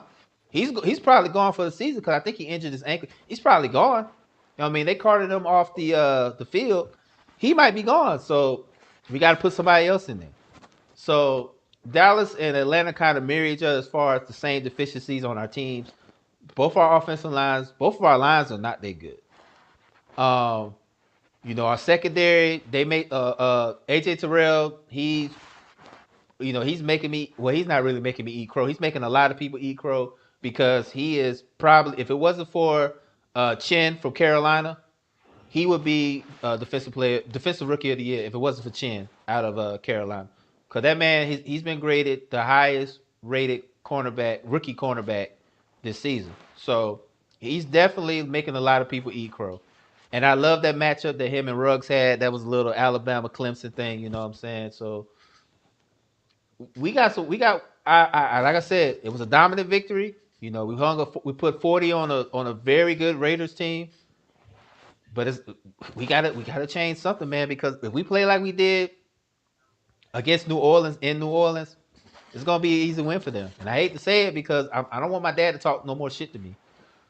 But we gotta I don't expand. want I don't want you to block him for a week. Oh no, I didn't even answer my phone. I didn't answer my phone Sunday or Monday. I called him Tuesday. Like I let him he kept texting me and stuff, but I ignored it. So I'm gonna need the offense to do more. And then Julio's he's really starting to disappoint me as a I mean, he's a great receiver, but right now he can't stay healthy. And me personally, this is just me speaking. I'm not saying it should happen. I'm just thinking outside the box. I think I think we should explore trading Julio. Huh? We heard it before. Yeah, I think cuz he can't he's a hell of a receiver. He just can't stay on the field. And really is starting to take over that role, kind of like what Julio did with Roddy. He was kind of slowing into that number. But I think that the Falcons should explore trading him. I'm not saying trade him. I'm not saying that because I know some Falcons fans are gonna be like, "Oh, you're just a hater." You no, I'm just saying like trade him if the price is right. If a team gives us a decent deal, He's going to New England. or Green Bay. You know KG. I said it to KG, and KG was like, he come there, he come to Green Bay with Aaron Rodgers. But I really think that the Falcons, if the price is right, I'm not saying do what the Texans did and trade him for a Super Nintendo and a pack of Jolly Ranchers. Don't do that. If it's a good deal, why not? Why not trade him? He's on the other side of 30. He can't stay healthy. The hamstring's been a problem for him since he's been in the league. I say why not? I say why not explore it? That's just me though. I'm not saying trade him. I want him to be here in Atlanta, but the man can't stay on the field, and he still has some value left because he still has value left as a good receiver. I say why not? I say for the right price, yeah, I definitely would explore it. So that's just me though. But I see. the only thing I got to say about Georgia is it's about damn time. I prayed that we finally got a quarterback that could play in JT Daniels. They beat South Carolina. I wish we would have had this quarterback when we played Alabama and Florida. But hindsight's 2020 now. They're on their way. I think they have. I don't know who they play this week. I gotta check it out. I think it's Vanderbilt. No, they got to play Vanderbilt because they was talking about how old boy got fired. Derek Mason got fired. So we got to play Vanderbilt. So, and I really hope that he stays. I really hope he stays next year. Um, he's a redshirt sophomore, so he can declare for the draft if he wants to. But I really hope he stays next year because we have a lot of weapons coming back. So if I was him, I would try to stay another year. But Yeah. money talks and bullshit walks. So I mean, if the money, if he gets a high draft grade, hey, you only get one chance to play in the NFL. So do what you got to do. So but that's all I gotta say about my teams. Falcons, y'all gotta get it together. I know it looked like a dominant win, but I seen the same shit on offense I saw against New Orleans. So I'm gonna need y'all to fix that. Defense, they're going against Taysom Hill, and they the defense did their job. It's just the offense didn't do enough for them, and the defense played well against the Raiders. So it's going to be another one of those games. And please, offensive line, do not let Cam Jordan get buck wild again. That man had 3 sacks Sunday. Man, he Out killed of it. out of the 9 they had, he had 3. And he always popping off about you know sacking Matt Ryan is his favorite quarterback to sack. He been popping off on Instagram and stuff and Twitter. We got to shut that man up on Sunday. We got to shut him up on Sunday. Because if we let him get buck wild in that backfield, we're going to hear his mouth all game long. So please, offensive line. I don't know what y'all need to do. I don't know what y'all need. Y'all need to pray or something like that. But keep Matt Ryan clean. Because it was a shame how he was getting hit in that New Orleans game. Man, I was hurt for him. That's crazy. It's crazy how he was getting hit like that. And the funny thing about it is the game before that last season, they had 8 sacks. So they sacked this man in 2 games. They done sacked this man 16 times in 2 games. That's unacceptable. That's unacceptable, man. So get it together, offensive line, because if y'all play like y'all did against New Orleans, it's gonna be it's gonna be a long, long game. And I do not want to hear Cam Jordan talking shit. I don't, because you know he will. Because you know he will, Oh yeah, especially if he gets another 3-sack game like he did in this last one. So, of course. but that's all about my teams. My teams are good, so I could say that for first time in a long time, both my teams won this weekend. Hey, boom. Hey, Is there any other game, NFL games that you want to talk about?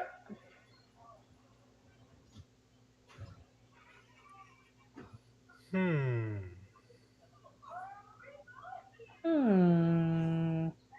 How about that Seattle Philly game? Hmm. Which I Because thought that boy, was going to be a blowout, but then it became like a blowout. I don't know. But that dude named DK took it. He took it personal. that boy is special. Because someone put up a stat on Instagram with the first 27 games of DK's career and first 27 games of Calvin Johnson's career. They're about the same. They're the same. With the advantage of DK Metcalf on the yardage. But other than that, it's pretty much identical with a slight advantage on the yards. That's it. But that boy is big, strong. He's gonna be a good receiver for a long time, as long as he has a good quarterback that can coach him up on the routes. I mean, that was the biggest thing coming out of the draft, right? For him, it was his route running. Who you talking Yep. about? But DK? You talking about DK? yeah, DK. Yeah, yeah. That was the biggest thing coming out of the draft. It was his route running. Hmm. I think he runs his routes really well. Oh yeah.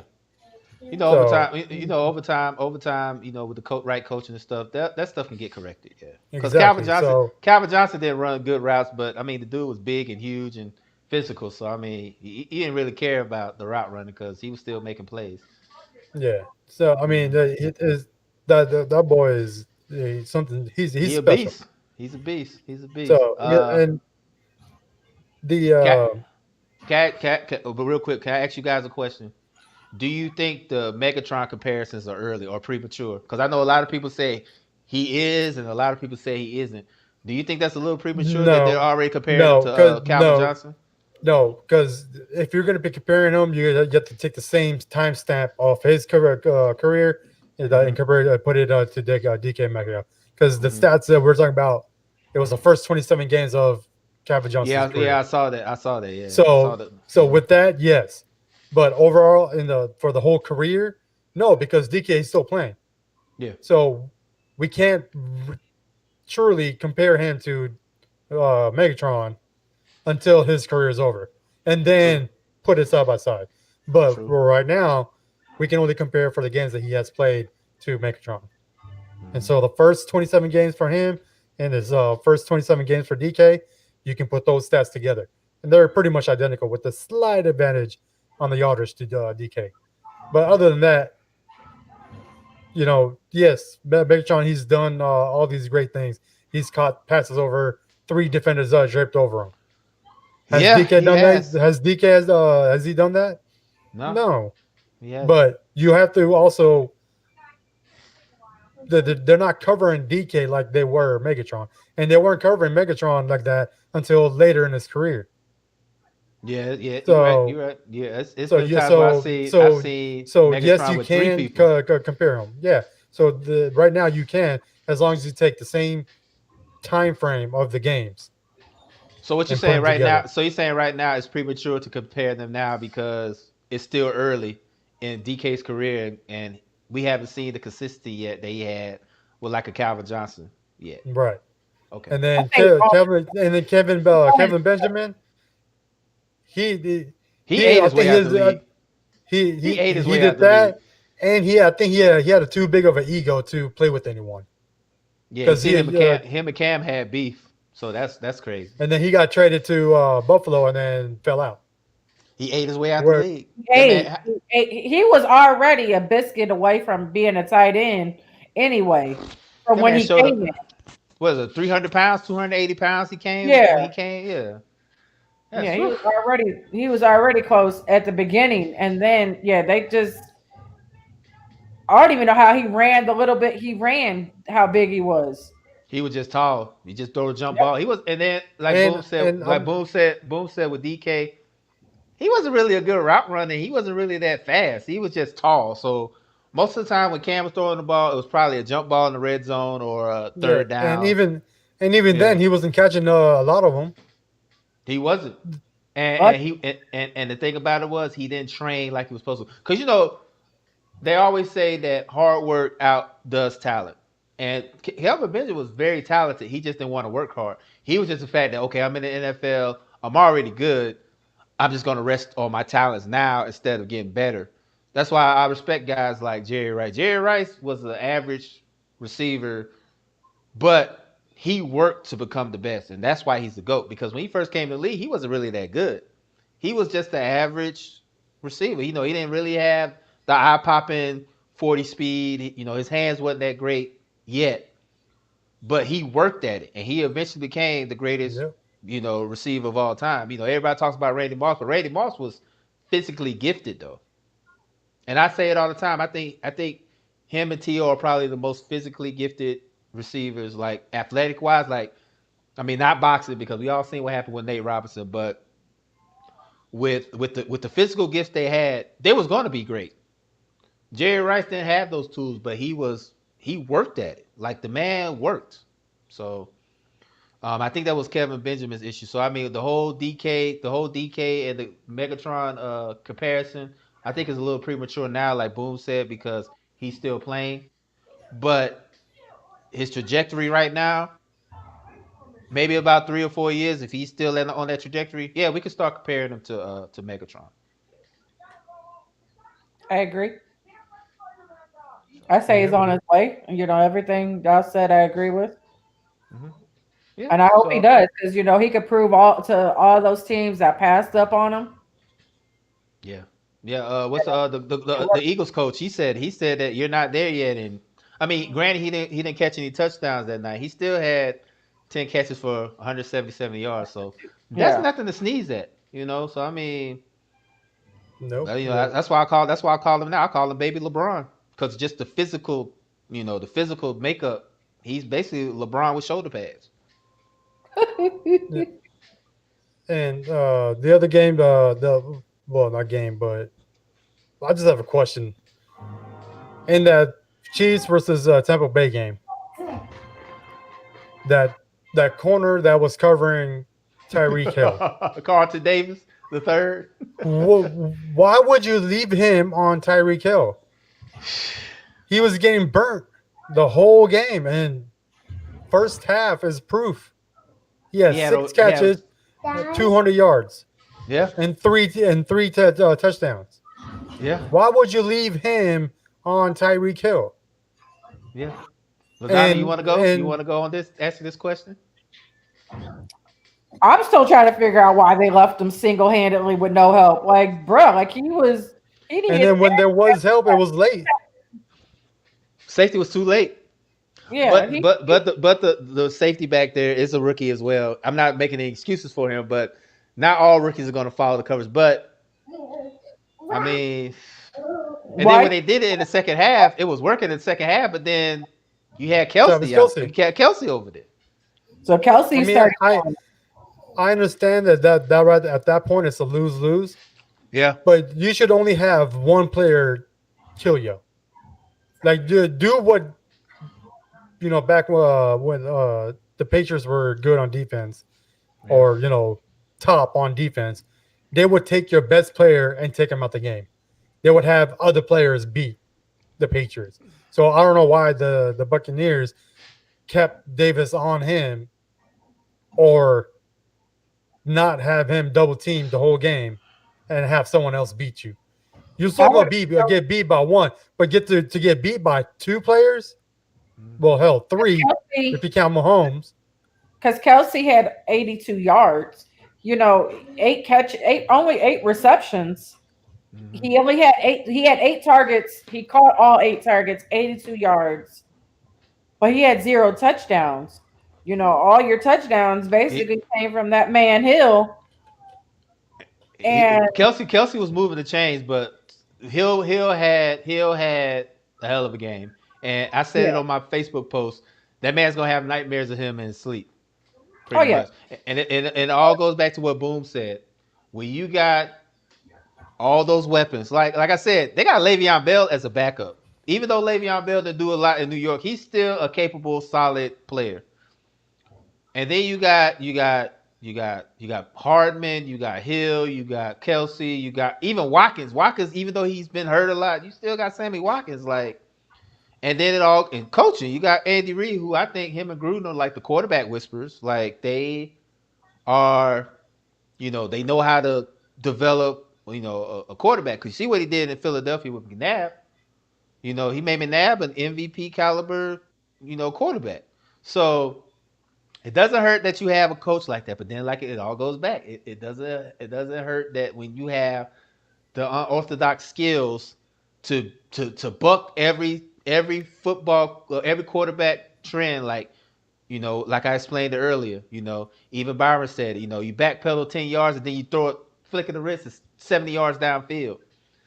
It like I said, I think barring anything significant injury wise, the Chiefs have a pretty good chance of repeating as champions. So um, I don't know what the defense was doing, because after the second time he got burnt, I would have doubled Hill. I mean, they did in the second half, but it was too late because he had, Hill was going off. I think he was 76 yards away from breaking the all-time receiving record, and then Mahomes could have broke the record for most passing yards in the game. The way they were playing in that first half, I really thought they was going to, break it. But, they made adjustments. Tampa Bay made the game. But you see why Patrick Mahomes gets paid $500 million. The man can make plays. He can make plays. Hell, Yep. maybe I should start putting steak on my ketchup like he did. Maybe I'll get good. Shit, who knows? But he could go down as the best of all time. Like I said, with DK, with his trajectory, the way he's going. Same thing with Mahomes. If his trajectory keeps going up like it is, that man could go down as the best of all time. Over Tom Brady and Peyton Manning and those guys. He could be the best when he hangs it up, because he's already accomplished so much already. And he's not even, he's only 24. He's not even in his prime yet. So, I mean, barring any major injury, yeah, I think he could go down as the GOAT. All right. And I gotta give a shout out to the Bears, who passed on him and Mahomes and Watson to get Trash Bisky. Shout out to the Bears, because that was still a head scratcher for me. I don't know how the hell you trade up to get a guy that you didn't really need. You could have just sat back and got Mahomes or Watson, but hey, I don't sign the checks, I don't write the checks, so I just think it's funny though that you got Trash Bisky over these two, and you see what the Chiefs, even with the Texans having a bad record, Deshaun Watson still balling. So yeah, the Bears screwed the pooch on that one. Oh yeah. Most definitely. Any other games you want to talk about? Well, we can talk about this potential strike happening with this Pittsburgh and Baltimore game. Yeah, you I'm go just ahead and I'm explain that. I'm just tired about hearing. I'm just tired about hearing about it. It's the only this thing is getting out of go ahead, hand, Bo. don't you think? Yeah, Yeah, it the is, Raven has what, 18 players on that including COVID Lamar list, Jackson. Yeah, Lamar including Jackson Lamar. is including Lamar. Yeah, we were asking this at the beginning of the season, when will this breakout happen of COVID in the NFL? Here it is. Here it is, especially with Thanksgiving and people traveling and stuff. Oh yeah, definitely. Here it is. I believe they should just put this game off until after the season's over, like that first weekend after the season Yeah, just ends. cancel it. Play it at that point. But even if you don't play that game, how are you supposed to do the record now?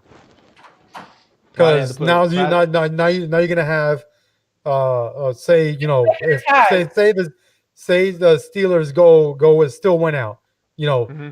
they're gonna be 15-0. Well, Mm-hmm. minus this one game because they couldn't ever get a game happen. Mm-hmm. And you got the Chiefs at 9-1, Mm-hmm. or sorry, 15-1. But you don't know if that game that they canceled was going to be a loss for Steelers. How are you going to play that? Are the Steelers still going to be number one seed?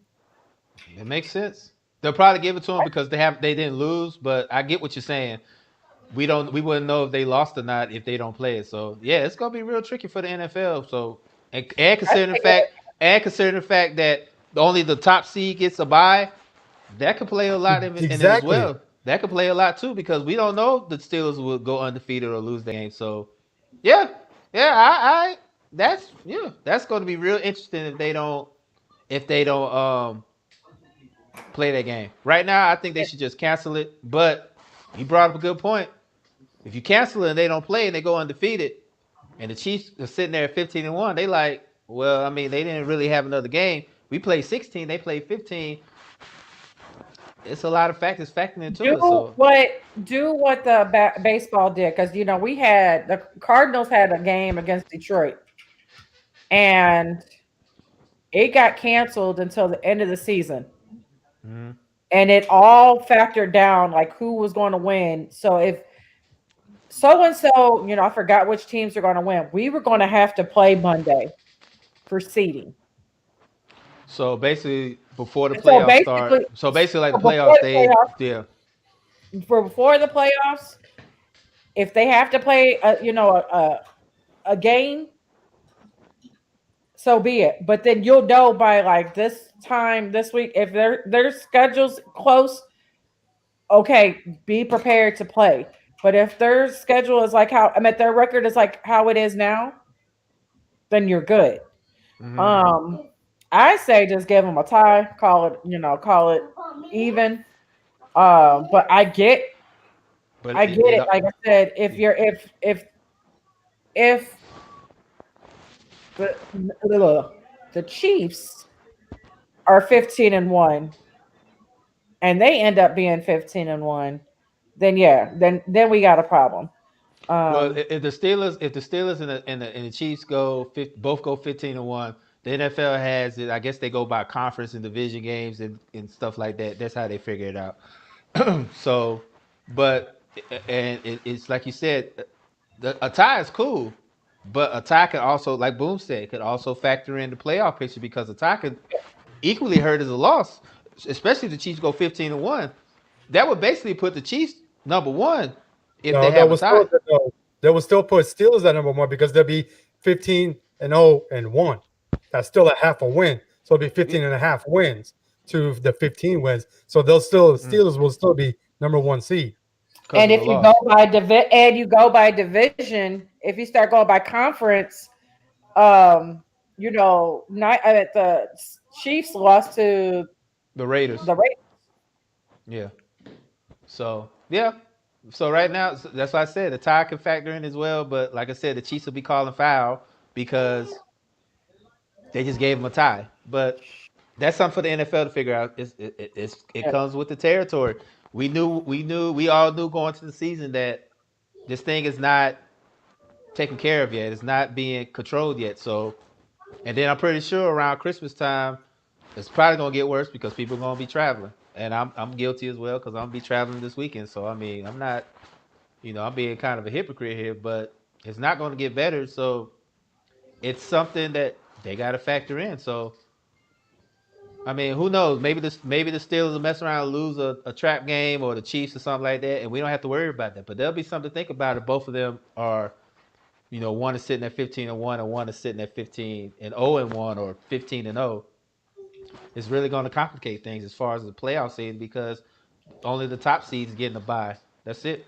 It's not back to what it was, back in the day. So, but even then, they might not even play because according to what I've been reading, the Ravens might strike. So the Steelers can't control that. They can't control that. The whole game thing. The Ravens might not even play. So, but and I read up on the Wildcat strike. It basically says a team or a union or whatever, entity or whatever, they could basically strike without telling the NFL. So basically, they could tell the NFL, "We're going on strike. We're not getting your permission. We're just going to do it." It's not illegal, but it will violate their CBA, and some ramifications can happen if they do that. So it's just something you have to see if they're going to do. They said they might do it, but then again, they might not. So that's the reason why I wanted to talk about this game. It's just that point right there with this Wildcat because I never knew what I knew of a strike, but I never heard of this wildcat strike. So I had to go do research. So it's very interesting. But if the Ravens really decide to do that, what's the ramifications going to be? Because, like I said, it does violate their CBA, so the NFL could sue them or punish them by taking away draft picks or whatever. So it's going to be something interesting to see. So, I mean, what do you guys To think? me, I think it's just funny. You're the team that has the 18 players on COVID, and you want to call a strike. That doesn't make sense at all. Yeah, I For mean, anything, yeah, they should forfeit the game. mhm. So, I mean, it is. It's I'm a just. mess. It's a mess. It is, It's a and mess. I even said the NFL has no safety regarding COVID for the players Nope. in place. Hmm. They're allowing the teams go from coast to coast to play in these games. Yep. I even said they should grab 3 stadiums and split the teams up and just have them travel within those 3 stadiums. That's it, and play the games. It could have been the stadiums in Arizona, Nevada, and another LA, stadium, say LA, LA. LA just built a new To stadium give us too. that close So proximity, relatively, but you're going from coast to coast, and then now LA or California, they're banning games. They kick San Francisco out. LA yeah, is they're gonna coming be down. next. Yeah, they're coming down here. Yeah, LA. They are.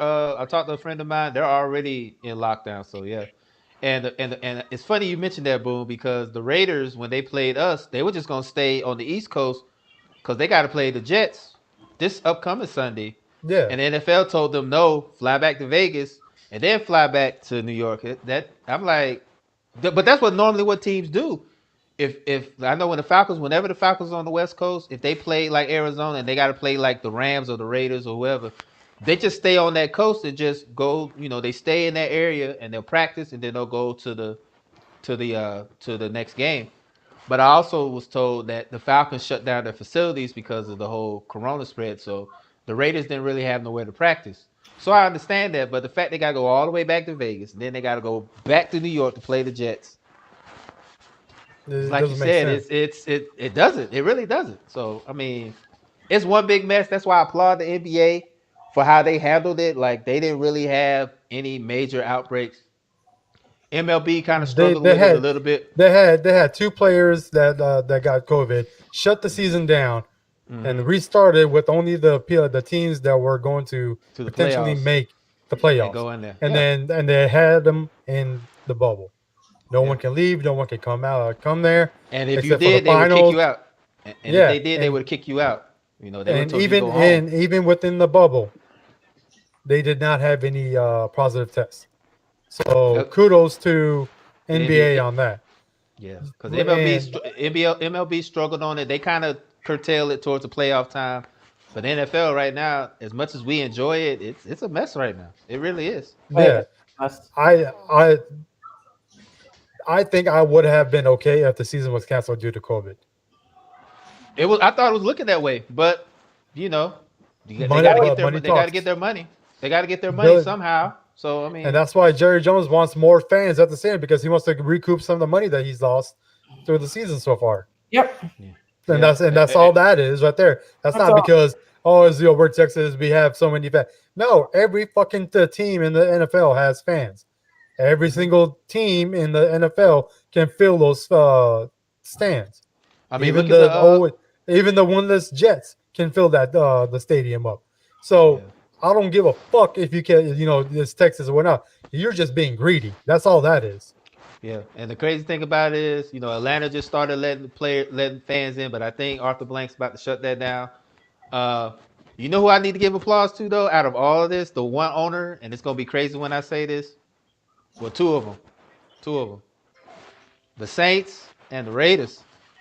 The Raiders owner said that unless I get all my fans into my stadium. I'm not. I'm Yeah. not bringing just a few fans in. I mean, yeah, the family could come in, but they don't watch it in the stadium. They watch it wherever. They don't. They got their suites or whatever. But he said, unless I get all my fans in, I'm not opening up the stadium to just a few. I want all my fans to be there. Same thing with New And he Orleans. hasn't, and he hasn't even been to a game yet because they're not He allowing said fans. he said he doesn't want to be a hypocrite, and that's crazy because this guy Mark Jones, his name, you know who his daddy is. His daddy gave zero fucks about the NFL. That man, Exactly. he's the one that moved the team without the NFL's permission from Oakland to LA, then back to Oakland. Like he don't give a damn. Yeah. So I mean, to see that coming from an organization like that, that says a lot. The Saints are the same way. I think it's more so because the mayor of New Orleans is not backing down. She like, I ain't putting nobody in the stadium. You can kiss my ass. I don't give a damn. You're not going to watch the game. So I applaud those two. I think Arthur Blank's about to do the same. He let him in, but I think he's about to. I don't know if he's gonna let people in for this New Orleans game because it's a big game, but I think he's doing the same thing. I think he's gonna shut it down too. So I mean, it's a mess right now. It really is a mess in the NFL. But because think about it, when was the last time a game was on a Wednesday? Like what, in the 50s, 40s, and 50s? When was the last time a game Yeah. was on a And then Wednesday? it's at 2:40. Like who's really gonna be watching that? Like people gonna be at work.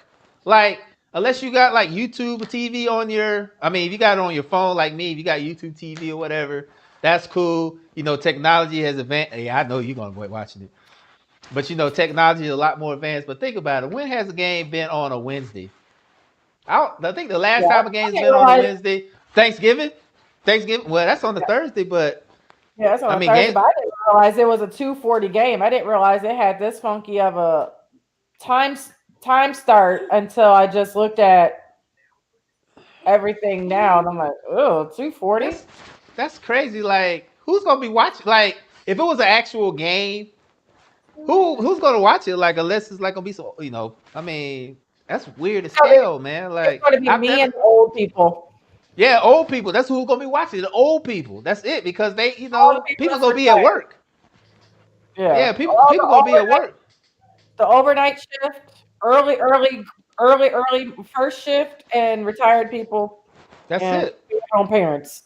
That's If it. It's like it's crazy how because like I said, I think the 40s and 50s, 60s maybe. Maybe I asked my dad, but I never seen an NFL game on a Wednesday ever. like You know, ever, I haven't. ever.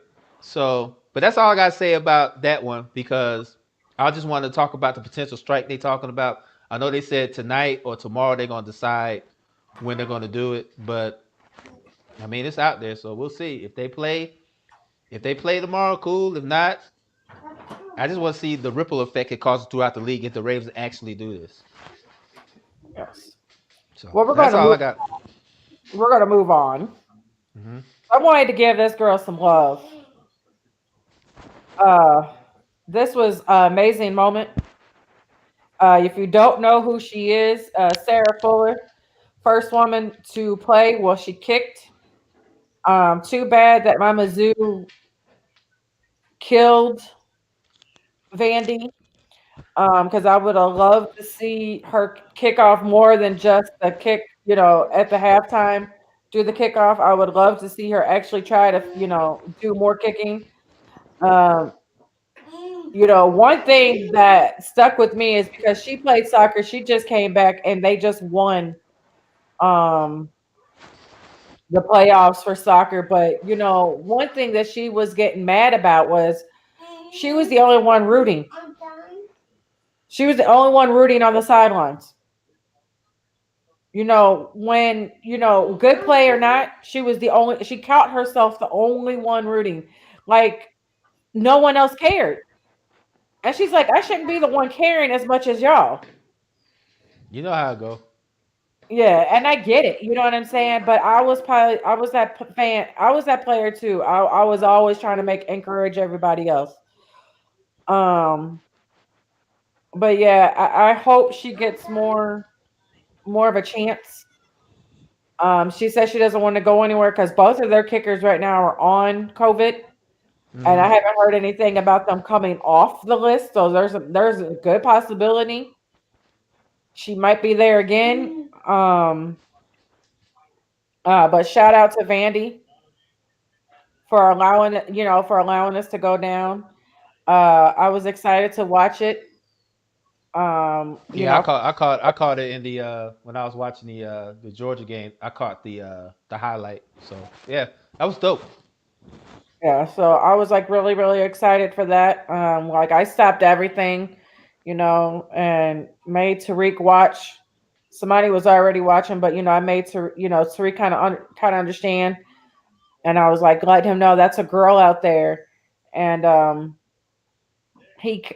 when Daddy clapped, he clapped, so he kind of got it a little bit, But when Hmm. he gets older, he'll ask, and I'm like, oh, you watched it, Hmm. of course you Yeah, don't that was remember, just like watched it.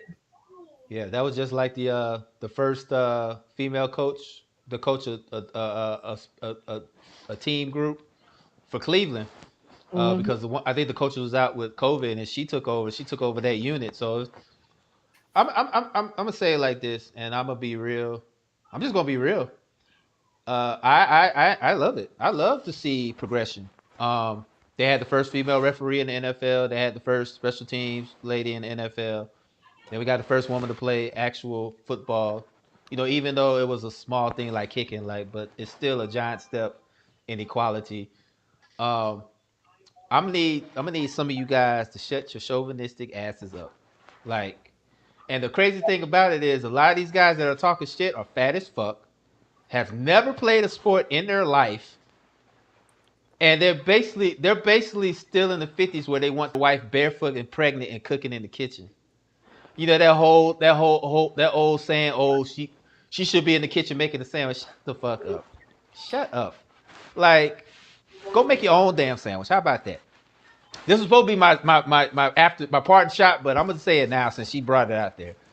I'm gonna need y'all dudes to get it together, man, because the shit that I was reading about it was disgusting. It was vile. It was like it made me ashamed to be a man because I just don't understand what makes a man so unnerving that a woman is doing something that you can. That doesn't make sense because look, there's a lot of things that I could do that I know a woman could do better than me, and I'm not ashamed of that. It happens. This was 2020. Women are out here doing a lot more than what men are doing, or doing the same as men doing, or not better. It's gonna happen. Like women are not just sitting in the kitchen cooking and being pregnant. They're doing shit. They're going out here being vice presidents. They're going out here kicking footballs. They're going out here televising football games. They're doing everything that a man is supposed to do or wants to do. Who are we to to deny judge. that? To deny that? To chastise? To deny that? That's bull. Because I tell you right now, if that was your daughter and somebody was talking shit to her, you wouldn't take so kindly to it. You wouldn't. You wouldn't take so kindly to it. So I'm gonna need y'all men to step it up, to stop being so chauvinistic about a lot of things. Like it makes no sense. Some of the comments I saw, and like I said, a lot of them came from overweight fat fucks who never played any sport in their life. They just sitting there in their chairs and watching 600-pound life, talking about somebody else who probably could kick their ass because they're more athletically gifted than you. So shut up. Just take your chauvinistic views and stick them somewhere else because we ain't trying to hear all that. We're all about progression. We're all about equality. We're all about seeing women, you know, do the things that we're accustomed to. It's 2020. Shit has changed. It's not 1950. It's not women are not just sitting in the kitchen barefoot and pregnant. Those times are up. Get that thought out your head because it's not happening. First of all, if you try to tell a woman that she's going to kick your ass, and if she's not going to kick your ass, she's got brothers and uncles that probably going to kick your ass. So you might want to just slow down on that chauvinistic talk, because first of all, it makes you look bad because you're doing it. Second of all, people are going to think you're a chump. So kind of tone down on that. Let these women be great. They can do. Don't be ashamed if she can do a better job than you have. Shit, she can do a better job than me. That just give me more rain to do something else. So chill out on that. Just let these women be great. Let them be great because there's a lot of everybody talks about Doris Burke and the other one. I actually like Doris Burke. I love how she commented. I love Doris Burke. She's better than Chris Collinsworth. I can tell you that. She's better than his ass. I'd rather listen to her than Chris. Here's a guy at Collinsworth. I'd rather listen to her. So let her be, let these women be, and let them stop feeling so intimidated that a woman is doing something better than you, that you go out and make these comments. So, but that's it, because I could be on that all night, because I was totally pissed off last night when I saw all these comments, and then somebody made a big fuss about her being special teams player of the week. Nobody complained about special teams player of the week until she got it. I never heard nobody say, "Oh, he shouldn't have got special teams player of the week." Now that a woman's got it, now it's a problem. See, y'all are so hypocritical. It's funny as fuck to me. Cause Donna, boom. Have y'all ever seen anybody complain about special teams? I mean, I heard people complain about the offensive player of the week, defensive player of the week. That's different. But I've never heard nobody get mad about a special teams player of the week award until she got it. Do you know how hypocritical you guys sound? Do you know how phony you guys sound? It's not a good look. It's not. So kill that noise and just enjoy greatness. That's all I can say. And I'm done. But before we go, I just wanted to throw this out here. Adrian Wojciechowski posted this. Oh, so they are doing Christmas. Yes, Pelicans and Heat at noon, Warriors and Bucks at 2:30, Nets and Celtics at 5, Mavs and Lakers at 8, and then Clippers and Nuggets at 10:30, all Eastern time. Like I said, this is going to be on Christmas Friday. It's gonna be on ABC or TNT. Probably both. It's probably gonna be split. It's probably going to be a collection of both. It doesn't say where. I just stole that from his page. Well, if you know what Woj said, it's true. Yeah, because I got the notification, and like I said, and then now it came out. Now I just got another notification about ESPN, but I went on there while we were talking and found it on Wojo's Twitter. Okay, so I guess that's going to be the kickoff, and then January is going to be, yeah. Because I heard the kickoff was the 22nd. So December or January? Yeah, December. Okay. So I thought that was, Well, that's what Adam Silver said. Adam Silver said January, so maybe it changed. Because Christmas is basketball, and then football when it's a playoff picture. So yeah, so that's good. That's good. I know that Mavs and Lakers game is going to be. You got Luka versus LeBron, and then hopefully down the road I can look up on the Christmas schedule and I can see my Hawks on the Christmas game eventually. One day, maybe we'll see. Maybe when I'm not too old and see now. But that is our end of our show. When it comes to that point that we can do a parting shots, I'm not for sure if anybody has a parting shot since Dre just did his. I said mine. I don't have anything to say. I said my parting shot. Let these women be great. He stole the words out of my mouth, so fuck you, Dre. I'm just saying, it's true. It's scientific fact. Like this one right here, this one right here, this one right here, this one. Y'all better put some respect on her name, man. Cause I know a lot of people that she can talk shit about, can outclass a lot of guys on the sports thing. So y'all put some respect on these women names, her and Maggie. I'm telling you, don't let these faces fool you. They know these women out here. There's some women out here that know they sports. So tread lightly. That's all I'm saying. Cause there's been times where LaDonna proved me wrong, and I'm Mr. ESPN, and there's been times where she proved me wrong. So y'all put some respect on these women names out here. Yeah, I don't have really much to say. It's just that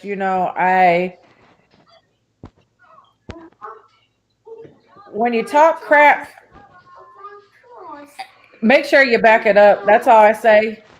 If you, and it's not just the Nate Robinson. It's I've seen it on Facebook. You see it in groups. You see it everywhere. If you talk crap, just make sure you back it up, because there's a lot of people that'll come for your jugular and then don't go MIA. That's basically, just be prepared for people coming for you. Oh, and she is going to kick again for Vandy against Georgia on Saturday. I just saw it on the bottom. I'll be there to watch it. Yes, I'm not gonna say anything. I'm not gonna jinx my team. But please don't let her fuck around and kick the game-winning field goal. Oh God, no. No. I mean, I'll be happy that it happened, but knowing that I know, but I would be happy because it happened, but not at the expense of my team. Because you know how you see how they did Nate Robinson. They will not let up if they let her kick the game-winning field Yeah, goal. They will not. So I yeah. mean, shouts Like to her. Shouts to her though. So cool, cool, cool. Hopefully they let her do more than a squib kick though. Yeah, I hope so too. But like I said, if you're gonna talk crap, make sure you can back it up. Make sure you're there. And it's not even just like I'm a crap talker, just by nature. So it is, if you come for me, make sure you come for correctly because I just laugh I start trolling when You know my troll. You know my troll game is strong, boy. It's yeah, strong. I start trolling because I literally had that Manny Pacquiao versus the guy from Australia, which the fight was Oh, basically Jeff Horn. Yeah, Jeff the yes, chicks. and it was fixed. But Hmm. I literally trolled everybody so hard that came on my post that really believed that I was like thought that Jeff Horn was this great of player. Really? Yeah. Then you saw what happened when he got in there with Terrence Crawford. Crawford whipped his ass. Yeah. Yeah. And I was like, do you really think I think he's that great? Do you really think that? Like, I just think this is pretty hilarious. But, I'm going to troll you so hard. But like I said, it just is not for me. It's just there's a lot of people. There's a lot of people on my timeline that are just as petty as me. And whoo, they've been calling people out lately. And it's been pretty hilarious. Um, but I this know I weekend have. is, yeah, you are. This weekend is the Spence and Garcia fight. Um, Cowboys game is not on Thursday. It's next Tuesday. I'm saying just forfeit. Why not? Let's like we don't need to play. Um Nope. uh then and then week 16 there's going to be three Saturday games. Yeah. Towards the end, towards the end of the season, Towards they the do end, the we'll talk about Saturday that. game. Yeah, there's going to be a Saturday, but it's going to have three. Week 16 is going to have three NFL Saturday games. We'll talk about that next week until once we get a little bit closer. But thank you everybody that's checked us out, watches us, pays attention to us, laughs with us, talks to us, everything with us. Uh, we will see you guys next week. I will say, hold up, before I say anything, before we go, two things. Number one, I'm gonna be at that fight this weekend. I will be at the Spence fight. Second of all, please protect yourselves. Mask, hand sanitizer. Please protect yourself because this Corona thing is real. I had a friend that went through it. I had a couple friends that went through it. Please, if you go out, because I'm definitely gonna be traveling. I'm gonna have my mask. I got everything ready. Please protect yourselves because this Rona thing ain't no joke. You see the numbers now. So please protect yourselves out there if you do decide to travel. So that's all I gotta say. Just protect yourselves because it's no joke out here. Alrighty. On that note, protect yourself, be safe, and peace out. Word. I'm out.